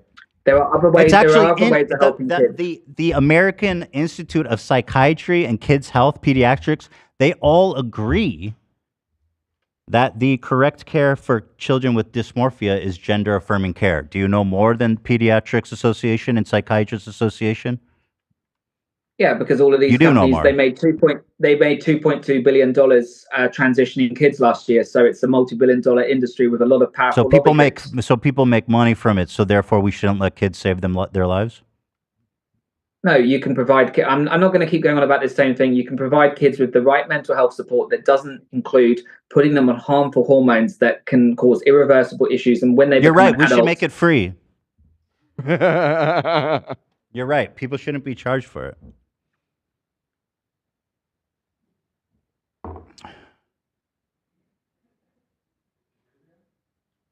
No. No, I'm just not going to keep going on about the same thing, Ethan. I need to go anyway. It's quite late. Ollie, I want to tell you something. You really have sold your soul in this one. You know what I mean? Like before it was Ethan, cute I and haven't sold innocent, my but this soul. I'm new trying to one help is people. really sick. And I mean, the Ethan. galls of you to sell a fucking lunch pail with a trans person on it while telling people that they're grooming kids. I mean, you're just a fucking hypocrite, dude. Ethan, you said some horrific comments about Ben Shapiro saying that he should be gassed like in the Holocaust. So you shouldn't be. I didn't say lecturing people that. on what to say. I said, you I'll tell you exactly what I said. And how dare you say such a... I don't care. said that. I made a about- no, joke Ethan, that you said that about Ben Shapiro. he's perpetuating anti-Semitism, and therefore, if there's another, then he can go, and I'd be But it's happy not something to to joke about, go Ethan. right It's not behind something him. to joke I am about. Jewish though, so chill out. No, I know that, but I'm just saying it's not something to joke about. So, when you're trying to criticize for me for certain things, you've also said some things that are very harmful as well. Well, hold so you on. should also take accountability. So you're admitting that what you say about trans people is offensive? No, I'm talking Well, about how my is it past comparable to what I behaviors have said? been harmful. I'm talking about my past behaviors, have been harmful. I'm but not talking addressing about that your now past and behavior. help I'm people. talking about what you're doing now that endangers children because you're trying to make a Now quick I'm helping buck. people. I'm helping people, Ethan. You're helping Tucker Carlson spread propaganda that's going to kill trans people. And you're selling a book called Gender Madness. After you, how long have you been a man? How long have you been detransitioned? And you're writing a book already? It's been 7 months. 7 But I months, would- Ollie? I mean, you were trans for years. How are you going to spend 7 months as a man and then presume to tell people how to live their lives? That doesn't even make sense, Ollie. How dare you? 7 months? That's not enough time to give me an informed decision about what it means to transition, especially when you lived as a trans person for so long. Yeah, but the book is about how I got to where I was, what led me to that, and how people struggle with different identities. It's actually a self-help book, so it's very positive, empowering about different ways people can help themselves. Gender madness. Here's your best friend, Jamie Mitchell, who's the founder of Gays Against Groomers, supporting. Well, here, just What's watch. happening now would make, I think Joseph Mengele, I believe that was his name, the Nazi doctor. This puts him to shame. Do you believe that's an appropriate analogy? Well, Joseph Mengele tortured and performed horrific medical procedures on kids. What Jewish they're doing kids today. during the Holocaust. He also committed a genocide against trans people, by the way. He committed a genocide against trans people as well. He killed well, a lot if of jokes LGBT about the people. Holocaust are off the limit, Ollie, let's be consistent. They are basically using an entire generation. How dare you? Of children as lab rats for this sick ideology. And She sounds they're like full him steam right now. Like any abuse, like any Joseph abuse Mengele. of kids, within and any they see us as a experimentation on definite kids is wrong. and a threat to that. You've been very open about, your conservative voice as well. Is it hard to be, to have a conservative voice now? Yeah, I mean, I am personally conservative. I've actually had an online presence as the Gay Who's Straight on Instagram primarily for over 6 years. And we. Do you believe that doctors are performing Nazi-like experiments on trans kids? Doctors are experimenting on kids. To what and, end? What is the experiment?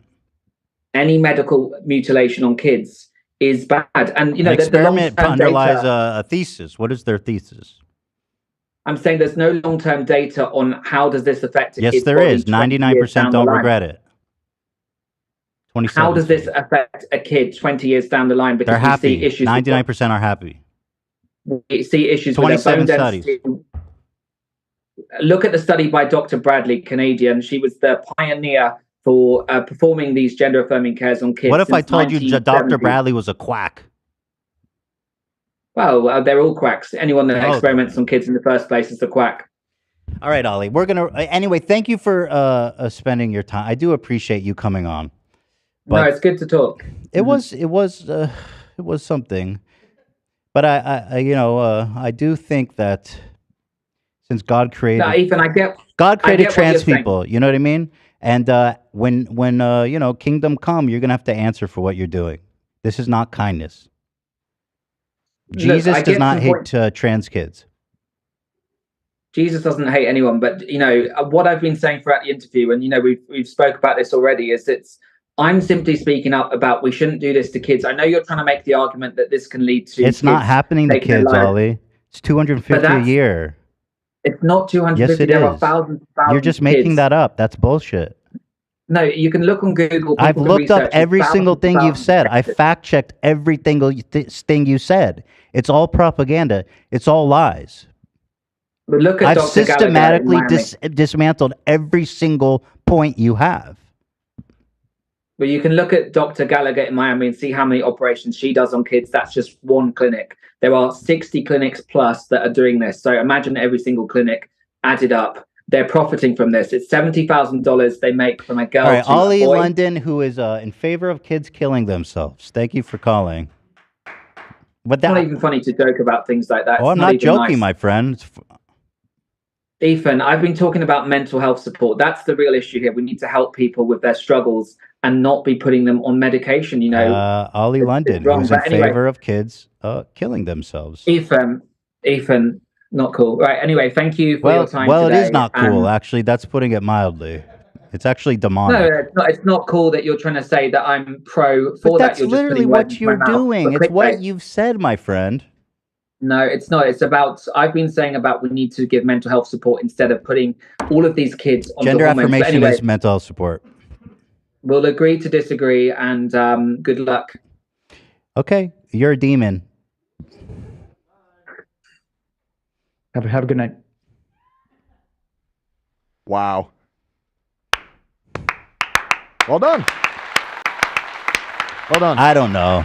I don't know if we got anywhere with him because We didn't get anywhere with him, but he's like he's pretty slippery, you know. He's smarter or more prepared, I would say. He's like media trained, unlike Sebastian or have a good night. Or have a good night, guy. the Nexium dude. Have a good night, guy. Yeah. Because he's got this media training that they're slippery, but the man is selling a fucking lunchbox with a trans person on it. The way he's with sidestepping that. You can bring the chat back. but Absolutely no. crazy. Okay, I'm gonna turn the chat back on. Y'all are free.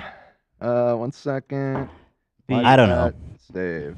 I tried, but You tried, but he's too invested. I mean, he like you said, he's in that world now. He's on that circuit. He's going on OAN and Newsmax and all this shit. Tucker Carlson. He's selling a book. He's in way too deep. But I will tell you, I don't know if it would ever get to them, but there were quite a few sound bites in there that his new friends would not appreciate. That's what I'm saying. Like, do your new friends know all this stuff about you, Ollie? I mean, Tucker Carlson would be really interested to know that you're selling lunchboxes with a trans. Even just something as simple as, the Bible, it's okay, it's old and it's okay to reinterpret it for modern times. I mean, the evangelicals, we're talking about fundamentalists here. They believe They're not pro-gay. Infallibility of the No. Bible. We don't mess with that. That's God's word. And Newsmax. That's God's word, y'all. Yeah. I think you hit the nail on the head with it. He will do anything and say anything to be famous. Yeah, pretty much. That is what it comes down to. He's spewing this hatred, this dog shit, this bullshit, just in the name of fame. You know? For a drip of clout. I hope that my hope in this was that we can at least damage his reputation with his new friends. I kind of feel like it might go the other way. You might have just alley-ooped him a little bit with his friends, I feel like. I understand what you're saying, but at the same time, he has the same points that he repeats time after time. I feel like now he has some other shit to talk about. Yeah, maybe. You think I It just depends on how it's selectively edited, you know? Right. Hasan's chat was loving you. They were very impressed. I mean, like, dude, Son actually chimed in. He sent a message in the middle of that asking us to pull up the bad Bible stories, but you had already asked us to do it.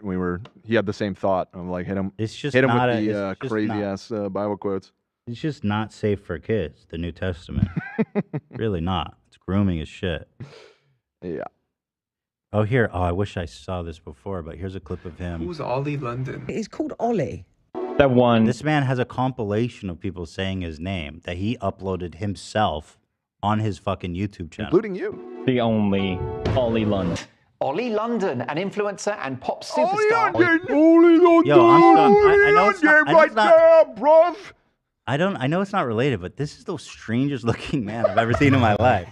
I thought it was edited. It's Mark Meats. He's just British. Olie London joins He's us tonight. just- Olie London. Olie London. Olie London. Olie London. Olie London. talking about groomers and putting James Charles in your compilation. Olie London. Olie London. Olie London. Olie London. Olie London. The Olie London. Olie London. Olie London. Olie London. Olie London. Olie London. Session for Olie London. It's Korean. Olie London. Olie London. That's Ollie. I love his music. 18 surgeries. It's true. This man is just only cares about people saying his name. Olie London. Clearly. We'll give him a few Olie more. London. Olie London. I'm glad he got me in the MAGA cap. At least I get to represent the good old boys out here in America. It's Olie London. Olie London's Olie London. Ollie. Olie London. Ollie Oxenfree. Olie London. Olie London. Olie London. The man is just, he's such a, in preparation for this, again, like we all know about Ollie, but watching what he's doing on these conservative talk shows makes me really loathe him. It's just despicable what he's doing and the things he's saying. We've known about him for years, obviously, with all this viral Korean stuff, and he was a lol cow. But now this really turn demonic. is gross. There was a lot of stuff I wanted to show him that maybe is worth watching now, and it's a little bit of a retrospective about the stuff he's been doing. We ended up all over the place, but here, let me see. You like that he went from trans to activist in 1 month? Whiplash. This man has wrote a damn book already. And it's been 7 months. So when did you start writing the book? 2 months after you detransitioned? You're writing a book? Yeah, that's pretty quick. Impressive. I mean, if he really did. I mean, here's the stuff that's a good rate. Yeah, to go back to this, the goal is erase women, mutilate children, sexualize kids, take away free speech, class pedophiles as an identity. He also says the trans movement, which again is some boogeyman, I guess. He goes, no, I'm not talking about trans people. I'm talking about the trans movement. Children be castrated. They're demanding children be castrated, sterilized, mutilated. Schools indoctrinating preschoolers to learn gender ideology. Women having no rights. Again, I don't know what the fuck that is. Using violence to achieve their goals. Men invading women's space. Holding insurrections at state capitals. That was the thing that brought up about the Texas bill, I'm pretty sure. This is like... Or maybe, I mean, there was the other thing in... This is the most violent anti-trans rhetoric you can fucking imagine. Yeah, it's not good. It's not good. Right, before it was innocuous enough because he didn't have any alliances, but now he's a tentacle in the propaganda of the right wing there. And he's getting big names like Caitlyn Jenner standing behind him and everything. God, Caitlyn Jenner's a giant fucking piece of shit. So there's actual... Here's his interview with Tucker, which is just so off the rails, you guys. This happened 5 months ago, so this is when he realized, oh, damn. He gotta start writing a book. So like, what, 1 month, 2 months after being a trans woman? Yes. He's on Tucker. Now he's got it figured out. I love that. I love the confidence to just be like, I have it all figured out now after going through this whirlwind of a new identity every month for years. Delusions of grandeur for you. Yo, this is fucking great. Hypothetically, there's a guy named Barry, and he has to choose a drag show or a Catholic church. As an AI language model, I cannot. That's fucking good. That is so good. That's solid. So here, let's watch this. This shit is so off the rails. As a Korean woman. But 6 months later, he's decided he's had enough. Now he's transitioning back to being a British man. We thought we would ask him what that experience was like. Rewind Olie London joins us tonight. Olie London, thanks so much for coming on. So why did you decide to become a Korean woman? The sad part is that these people hate him. They despise him. They think he's a sideshow. They think he's a freak. They'll never accept you. They're only using you. That was possible. So obviously I've had a difficult time with my gender identity struggles. I was never unhappy with how I looked. So I started changing. I started dressing as a Korean woman. And I realized that was a big mistake and I just want to be a boy. But, you know, is it any wonder people like me and young people want to change their gender when we have the normalization of this in our schools in this country? Olie did not attend the U.S. school system. So Olie London, tell him about American school children. Yeah, that's the most offensive thing. This Brit coming over here and telling us what laws we should pass. Shut the 1776, motherfucker. Go tell Get the queen, fuck bitch. out. Go tell Olie. the fucking queen. Go back to Turf Island. Also, he goes, I've learned I'm trans because of the American school system. This dude is like 33. And you didn't even go to school here, you dumbass. Fucking dude, like, what a tool. Like me and young people want to change their gender when we have the normalization of this in our schools in this country. Children are taught from a young age, from the age of 5 in some cases, that it's okay to change their gender. It's okay. That's never happened. We cannot find a single instance of a 5-year-old transitioning, right? I mean, it just doesn't exist. Medically? Yeah, no. Yeah, No, it definitely doesn't not. exist. Okay to, you know, wear a skirt. It's okay for a boy to use a gender-neutral toilet when it puts girls at risk. Why does I wish I watched this with him. Why does it put girls at risk? Schools are 5-year-old boy in a dress is going to assault a woman in the women's bathroom? Is that your... teaching about toxic masculinity. They're eroding the alpha male. The alpha I should have watched this with him. Straight male has been eroded. You know, Tucker, what happened years ago when kids used to go to school, they used to idolize Superman and astronauts. Now kids are being pushed this radical ideology. They're taught to idolize weak men like Harry Styles. Oh, I wish I watched this with him. God damn it. Because this is like, he was trying to squirm his way out of all the, like, right-wing talking points, like he wouldn't be nailed down. But here he's just saying it all. So, like, what's weak about Harry Styles exactly? What makes him a weak man, Ollie? Because he wore a dress. Okay. What about wearing a dress makes you weak? He ain't selling Superman lunchboxes too. That's for sure. He ain't no strong man buying that lunchbox. Politicians like Beto O'Rourke. Why is this happening? You know, and is it any wonder people like me fall victim to this? Antelope says, first time donating. I'm a 17-year-old trans person. I came out at 11 in the UK, and I've been waiting for 6 years to access gender-affirming care. All that time, I've been in and out of mental health facilities. Trans care isn't accessible. Well, that's the way it should be, according to Olie London. Right, and that was I don't think we were able to come back to it, but I was reading up after they brought up the clinic that's being shut down in the UK. Yeah, it's being shut down because they were doing such a bad job at providing the care. They needed more. And like you said, right? Yeah. There's multiple facilities that are opening. It said this spring, so I imagine very they weren't soon. serving enough people. It wasn't meeting the public's demand, so they had to expand. Exactly. So it wasn't really the best choice. An example. And like Harry Styles, weak politicians. This man said to me, "Project Veritas" with a straight face. I mean, right. He goes, "Oh no, James O'Keefe isn't involved." It's like, okay, well, he was like 2 months ago. Yeah, exactly. Like as of like 2 months ago. Oh, we don't associate with James O'Keefe. What a joke. Like Beto O'Rourke. Why is this happening? You know, and is it any wonder people like me fall victim to this? That I had all this surgery, I tried to change because, you know, I kind of fell victim to this mentality. I'm an adult, but, you know, these kids can't make these decisions on their own. Kids cannot make any decisions on their own. You know? Kids cannot make any decision on their own. I mean, if you want to talk about, if you really care about that, talk about circumcision or something. I mean, I'm circumcised. I have no real genocide regrets, but like, I mean, but like, it's more relevant because if you think about like the boys undergoing a surgery to modify their mass penis. Genital mutilation on an industrial scale. Let's take a little off the top. I mean, at least it's more applicable, just a little off the top to make it look nicer. That's what South Park said, right? Yeah, right. I go back to my moil, you know, once a year just to clean it up. Oh, this is funny. I felt Korean. I felt trans. I felt Christian. From chat. That's good.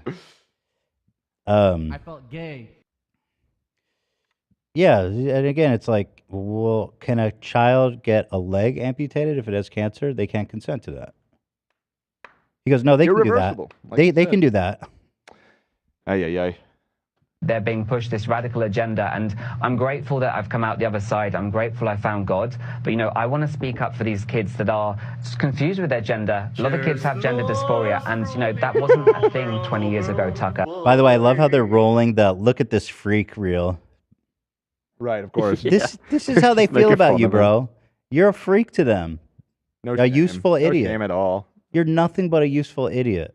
I had all this surgery. I tried to change because, you know, I kind of fell victim to this mentality.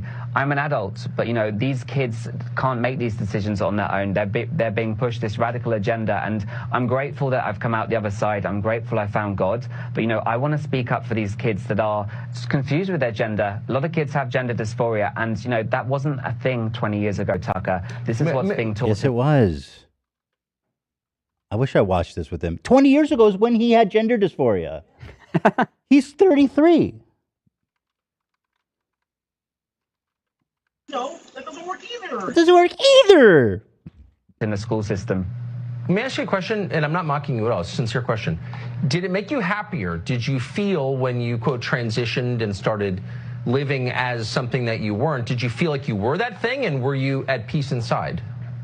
You know, I've never really found happiness until recently. So I was always struggling with my looks, as most kids do, especially. He goes, I thought I was truly happy, but I wasn't. But now I am truly happy. Right. I've been truly happy for 2 months.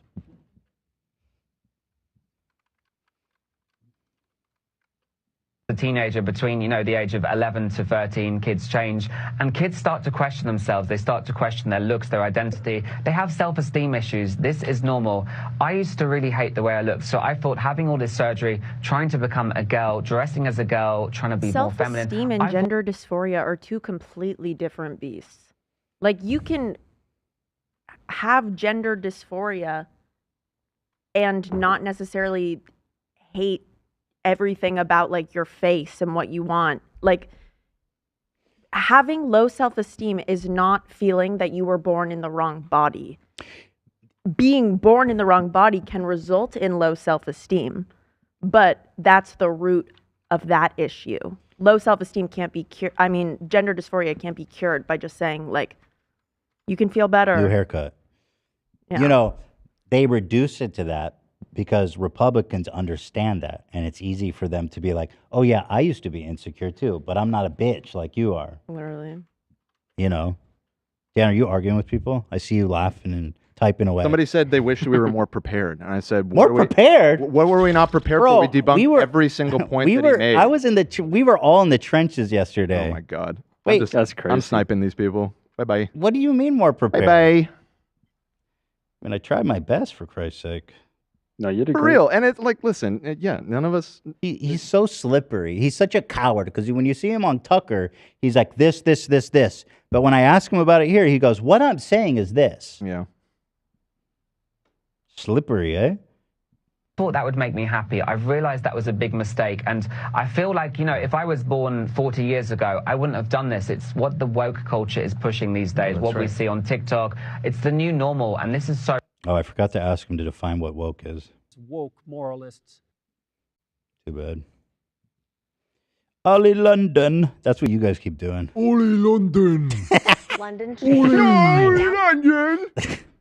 Teach them about American schools. Olie London from the Peaky Blinders. I'm just trying to look like my good pal Jimmy Savile. Olie London. That's right. Jimmy will fix it. Jimmy was a good man. Holy shit. It's coming home, Olie. It's coming home. All right. We've been going for 3 hours. But I will say that, shit, he was on there for a while, eh? Yeah, no, he was like an hour and a half. In a box. Lunchbox.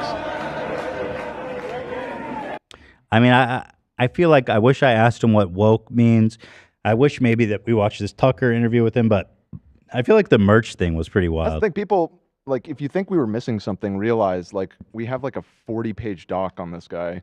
And we didn't get dossier. Yeah, we didn't get to all of it because I mean, I feel we hit the good stuff. Yeah, I mean, we talked on the main points. I don't know. And the fact of the matter is, he's so clout hungry. I'm sure he'd be back someday if he wants. Yeah.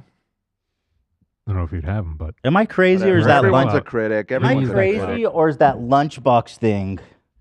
No, you totally psychotic. Yeah. He goes, no, it's a K-pop person who's trans. I was going back and forth listening and stuff. I don't know if you brought up that the product description says that it's for school. It mentions school. Ooh. I didn't mention that. Can you pull it up? Where is it? Yeah. Lunchtime. He's definitely going to remove it and forget it was over there. He's like, there's nothing wrong with it. Okay, let me remove this real fast. Let's see. We got the screenshots. Olie Squad. Where my Olie Squad at? Here, I got it, AB. Yep, just scroll down to product description. Oh, right there. The best moment of school day? It's just a K-pop cartoon. The best moment at recess? Breakfast time, of course. In this food-safe box, your sandwich will remain fresh for many hours. The lunchbox fits in every bag, whether it's a satchel, a gym bag, or a backpack. Available in a variety of colors. Tip, hand wash will make the print last even longer. You know what? And he's right. That lunchbox is cute, but it totally goes against everything he stands for. Straight grooming, bro. Well, now, this week. Yeah, this week it goes against what he stands for. Not last week. It's perfect for me beans on toast. You put your By the way, on toast in there. Bro, I knew he was going to try to say, oh, that's not a trans person. I knew he was going to do that. It's just a random person. And I literally prepared this screenshot you just for that. I'm like, this is you wearing the shirt of you. This is you. And saying it's a K-pop star. It's like, it's just who's a K-pop star. Like what? The fuck? Oh, he responded on Twitter. Olie London. There we go. Wait, I thought you were busy, Ollie. What the fuck? Come back. He had a lot to do. Let's see what Ollie's saying. Ooh. Oh, wow. He just had a whole ass write-up. Tonight I did a far left? This is the longest okay, Ethan, we've ever seen. Far left? I've never been called far left before. Just because I don't want trans Radical kids to socialist. die. Tonight I did an interview on far left issue. Everybody go ratio him. Because I believe in the importance of educating people about what's going on in regards to the gender affirming care industry, even if they are pro gender affirming care. Out of all the interviews I've ever done, this was the rudest and most unprofessional. Suck it. Yeah, I mean, all the interviews you do is people just not questioning a single thing. People that completely agree with you. This time I That are actually fact checked everything you said. The whole time I was interrupted, yes, because you're just rambling. This is what I do when I talk to people like you, because you're just rambling fucking canned responses. I want to talk to you as a human being. When I notice that you're just rambling on, Ollie's watching, I know. When I notice that you're just rambling on a canned response, I'm going to cut you off because I don't want to hear that. I want to hear what you really fucking think. Let me think about it. Hold on. But thank you for saying that. I take that as a compliment. Rude and unprofessional. Thank you. The whole time I was interrupted while the host tried to twist words in my mouth. Saying that because I am against children being medically transitioned, that I support child suicide. I feel like that wasn't really putting words in his mouth. I mean, it was a little bit, but he refused to accept the reality of what he's against. For not affirming their gender identity, blaming me for children killing themselves, and then ending the interview calling me a demon. Absolutely below the belt interviewer who desperately tried to twist my words for clickbait and views. I believe in the importance of respecting others despite their opinions and belief. I'm just going to comment. Oh, this is like a throwaway, right? I already commented. I'm just going to say L ratio. L ratio. Love I hit him. literally did that. Love hit him with the ultra ratio. Yeah, I already got him. I just sent him the meme of Jimmy Lee and Walter Jr. I just said rub a lamp. That's all I said. Rub a lamp. L plus ratio is what The ratio already hit. It already hit. Oh, it hit hard. Yeah, it already hit. Then now. Sorry, bro. Sorry about that. Sorry, That's bro. I fucking love that, AB. It took me forever to find that this morning, so I'm going to be using the shit out of it. My favorite part was the live fact check on the study. He goes, oh, well, studies lie. Well, why'd you send me a study then? He couldn't decide what he felt about. Yeah, and then when he said the study concludes. He cited a specific study. We immediately found the study. He agreed that that was the one that he was talking about. And then we read the conclusion, and it was the complete opposite of what he was fucking saying. And then he goes, no, if you read it. Oh, no, if you read it. We're reading Oh, why does it lie? This is the conclusion. This is what the author thought was important. Wild. Somebody replied with this. Hold on. This is great. Olie London. I'm such a sucker. Oh, Cody responded, verified user. I think the verified user, huh? The blue check mark is basically just a swastika. Okay. I mean, at this point. AB, you hate Jews, man? Bro, you detransitioned from a fucking blue checky like a week ago. Chill out. I didn't detransition. They detransitioned. Not you, not you. Zach did. Zach. Mine's still up, man. They won't take it away.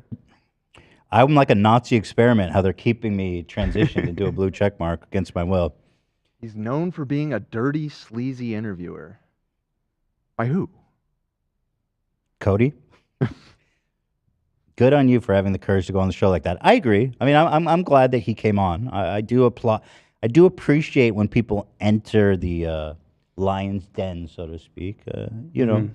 You were worried he was going to bail right away, and he stuck it out till the end. Well, I mean, he kind of did. He got fed up eventually, but we had reached the that was the end anyway. I was trying to heat it up to the point where either he was going to leave or right. Well, we got there. Olie London can no longer talk about me. Forbidden topic. Olie London, Jimmy, no fix it. I'm gonna kind of miss Dan randomly screaming that out in the office. Oh, it won't stop anytime soon. Olie London. Olie! It's the right shambles! Hey, you That guys! of you is right shambles! Are you a peaky blinder? I feel like this is like the Seinfeld, you know, where he goes like, "Hello, Hello, right? Like this is our Hey, version. of Olie it. London. Arthur fucking Shelby. I didn't get to propose my theory, which is that he actually is transracial, and Olie London is not actually British, and that's a moniker just like Arthur Knight. He's actually transracial to being British. From what? Rhode He's Island. from Rhode Who Island, cares? like Oh, he's the from other Rhode guy. Island. His name was Ollie Rhode Baltimore. Island before. Yeah. Because Olie London is such a, like that's like the ultimate British name, right? Kind of like I think Arthur so. Knight. Olie London. Olie London. I think Arthur Knight. Olie, yeah, Olie London. Olie, fish and chips. I don't know. Fish and chips, London. That sounds pretty good, fish and chips. It is courageous in a sense to come on the show, but I don't know how prepared he was. I assumed that Ollie knew more about me and what he was getting himself into than some of the other people. He dropped the Ben Shapiro joke on you. Yeah, no, he did his research. For sure. But it And I doesn't think he matter though. It doesn't matter for him because this is exposure. Yeah. And he could get his ass beat, and it doesn't matter. It's still exposure. Well, he'll be able to edit this up into something good. Tweet deleted? Did he really delete it? Get ratioed? Wait, he erased his tweet? Come on, mine was doing Take it so. back. Olie London! Oh, then whoever said that, you might have just got blocked. He's blocking people? I mean, it's possible. It's still there. It's still there. Don't worry, Ollie. You figure out how to make that a dub. Is Jamie Mitchell the person he was talking about? That's the gay. Yeah, she One of the responded. one of the top comments. Proud of you for going on there. Myself and Gag have yet to still be invited onto any more left-leaning platforms. Oh, LOL. that's the Maybe psycho someday. Christians against grooming? Yeah, that or he gays kept against grooming? referencing. Yeah. Oh, I'd love to talk to her. You want to talk? You want me to reach out? Yeah, tell her to come on. Okay, for sure. I'd love to talk to this fucking psycho demon. Jamie Mitchell. Jamie Mitchell. Did she say anyone's yet to invite me on their show? Come on the show. She said myself we and didn't know Gag who have you yet to were still be until- invited onto any more left-leaning platforms. Oh, come on. We didn't know who you were until like an hour ago. So, to be fair to Don't worry, us. girl. You're getting that invite. Jamie, come on. We are I don't know a if I can do coalition. round 2 of the same conversation so soon, though. To be honest. Gooch. Jamie Gooch, that's true. I think we kind of. Yeah, she might not get an invite after all. Gooch. Here's their website. Meet the team. So apparently they're all gay by Gay. they're all gay. Guy. Gay. Well, it sounds like Hasan is pretty familiar with this group. so- Blair White is a member. What a fucking piece of shit she What a is. surprise. Yeah, it sounded like Hasan was pretty familiar. So, without a doubt, I mean, he was watching the whole time. So I'm sure tomorrow we're gonna have like a follow up on all of this with him, and maybe he can shed some more light on this. Well, if she's group. willing to call in, that could be a fun, potentially collaborative conversation we could have. But I doubt she'll accept because she's a coward. Coward. Jamie Mitchell? Fucking watch it. Fucking watch it. Fucking watch it.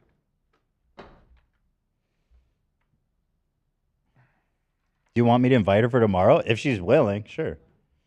I mean, we don't have to do. If it's repetitive, we'll just. It's just gonna be the same. We'll just shit. hang up. Yeah.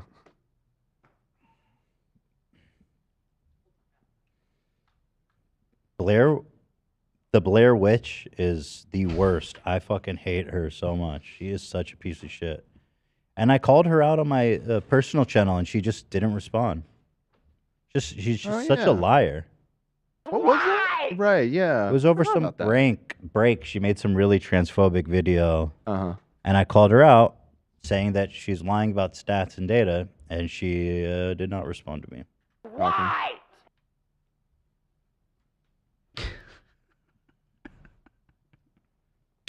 All right, There we it is. should Got that one, wrap huh? it up unless we. Should we? Well, we should change the conversation or the title now, right? And we can definitely change it. We should change it to Ethan destroys Olie London with facts and logic. Ooh, fire meme on the sub right now. I just posted it.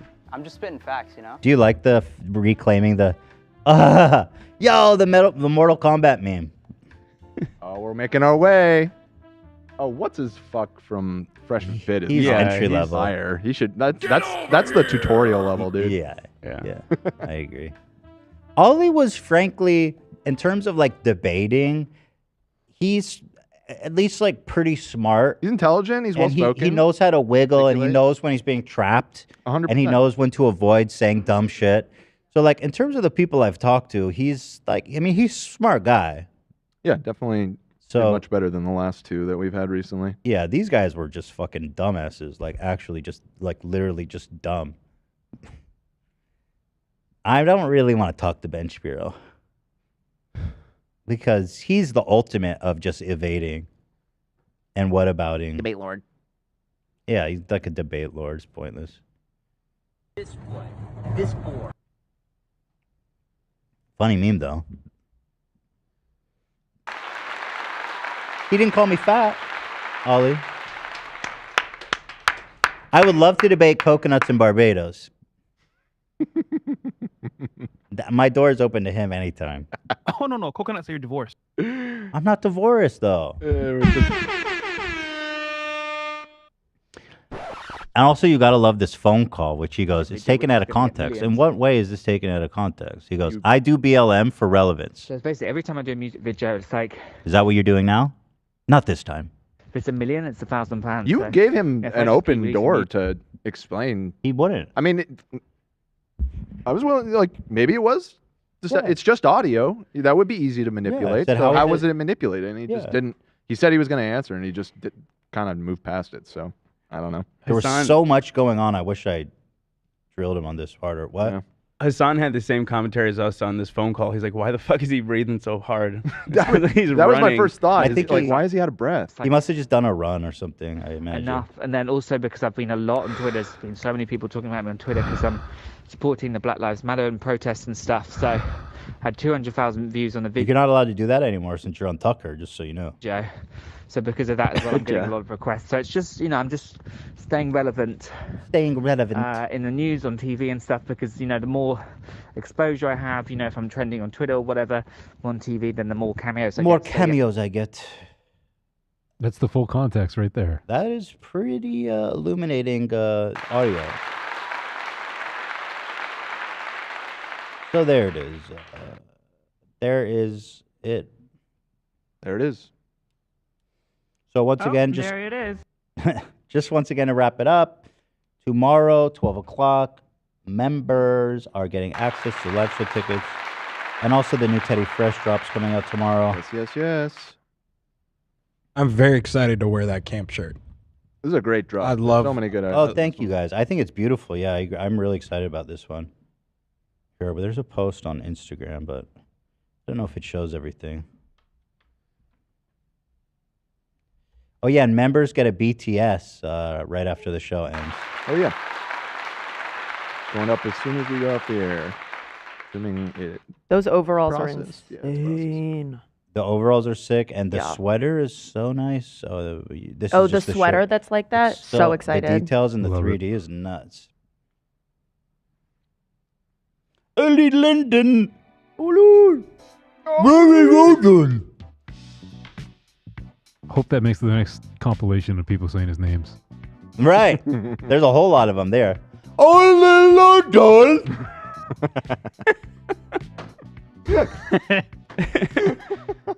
You could do a whole comp. Cheerio! He needs to start with that one. God save the king, Olie London. Right. Olie London.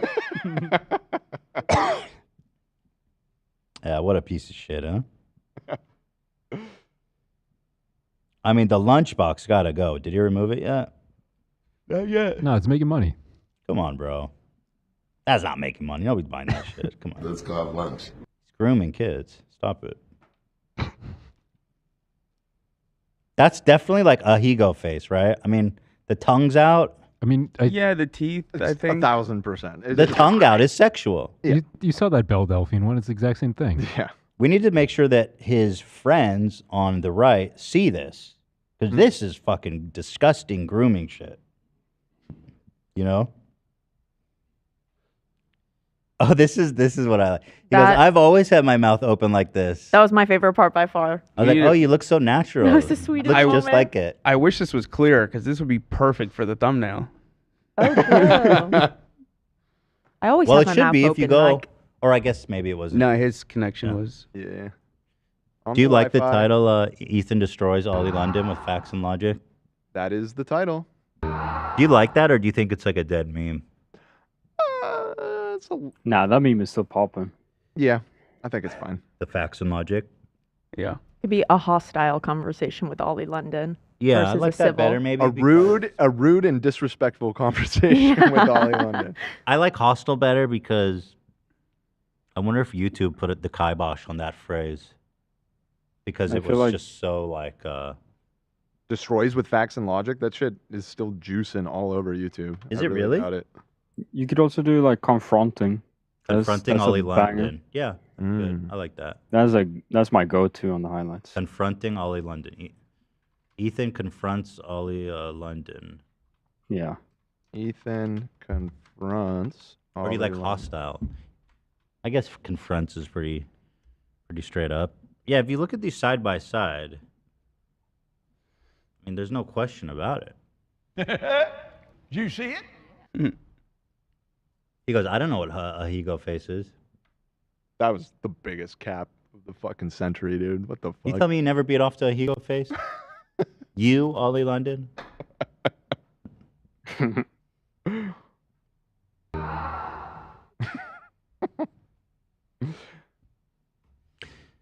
Well, what can you say? There it is. Another interesting conversation here on the H3 podcast featuring the great, the credible. That was actually He's the culmination. completely genuine. Years in the making, because he had reached out to want to come on the podcast like 3 years ago or something. So People say Facts and Logic juices. I don't know if it still does. Like, let's see.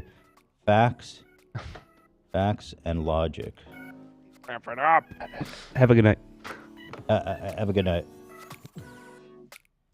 I guess Ben Shapiro has one with Facts and Logics from 4 months ago. That's 2 million. Yeah, people still use it, but it's so cringy, these guys. I mean, these are all douches. Facts and Logic. Only Facts and Logic. We got the music playing aside. All right, guys. Oh, you guys are trying to tell me something. Please. All right, guys. Thank you so much. We'll see y'all tomorrow morning for leftovers. Have a fantastic night. Thanks for tuning in. We will see you next time.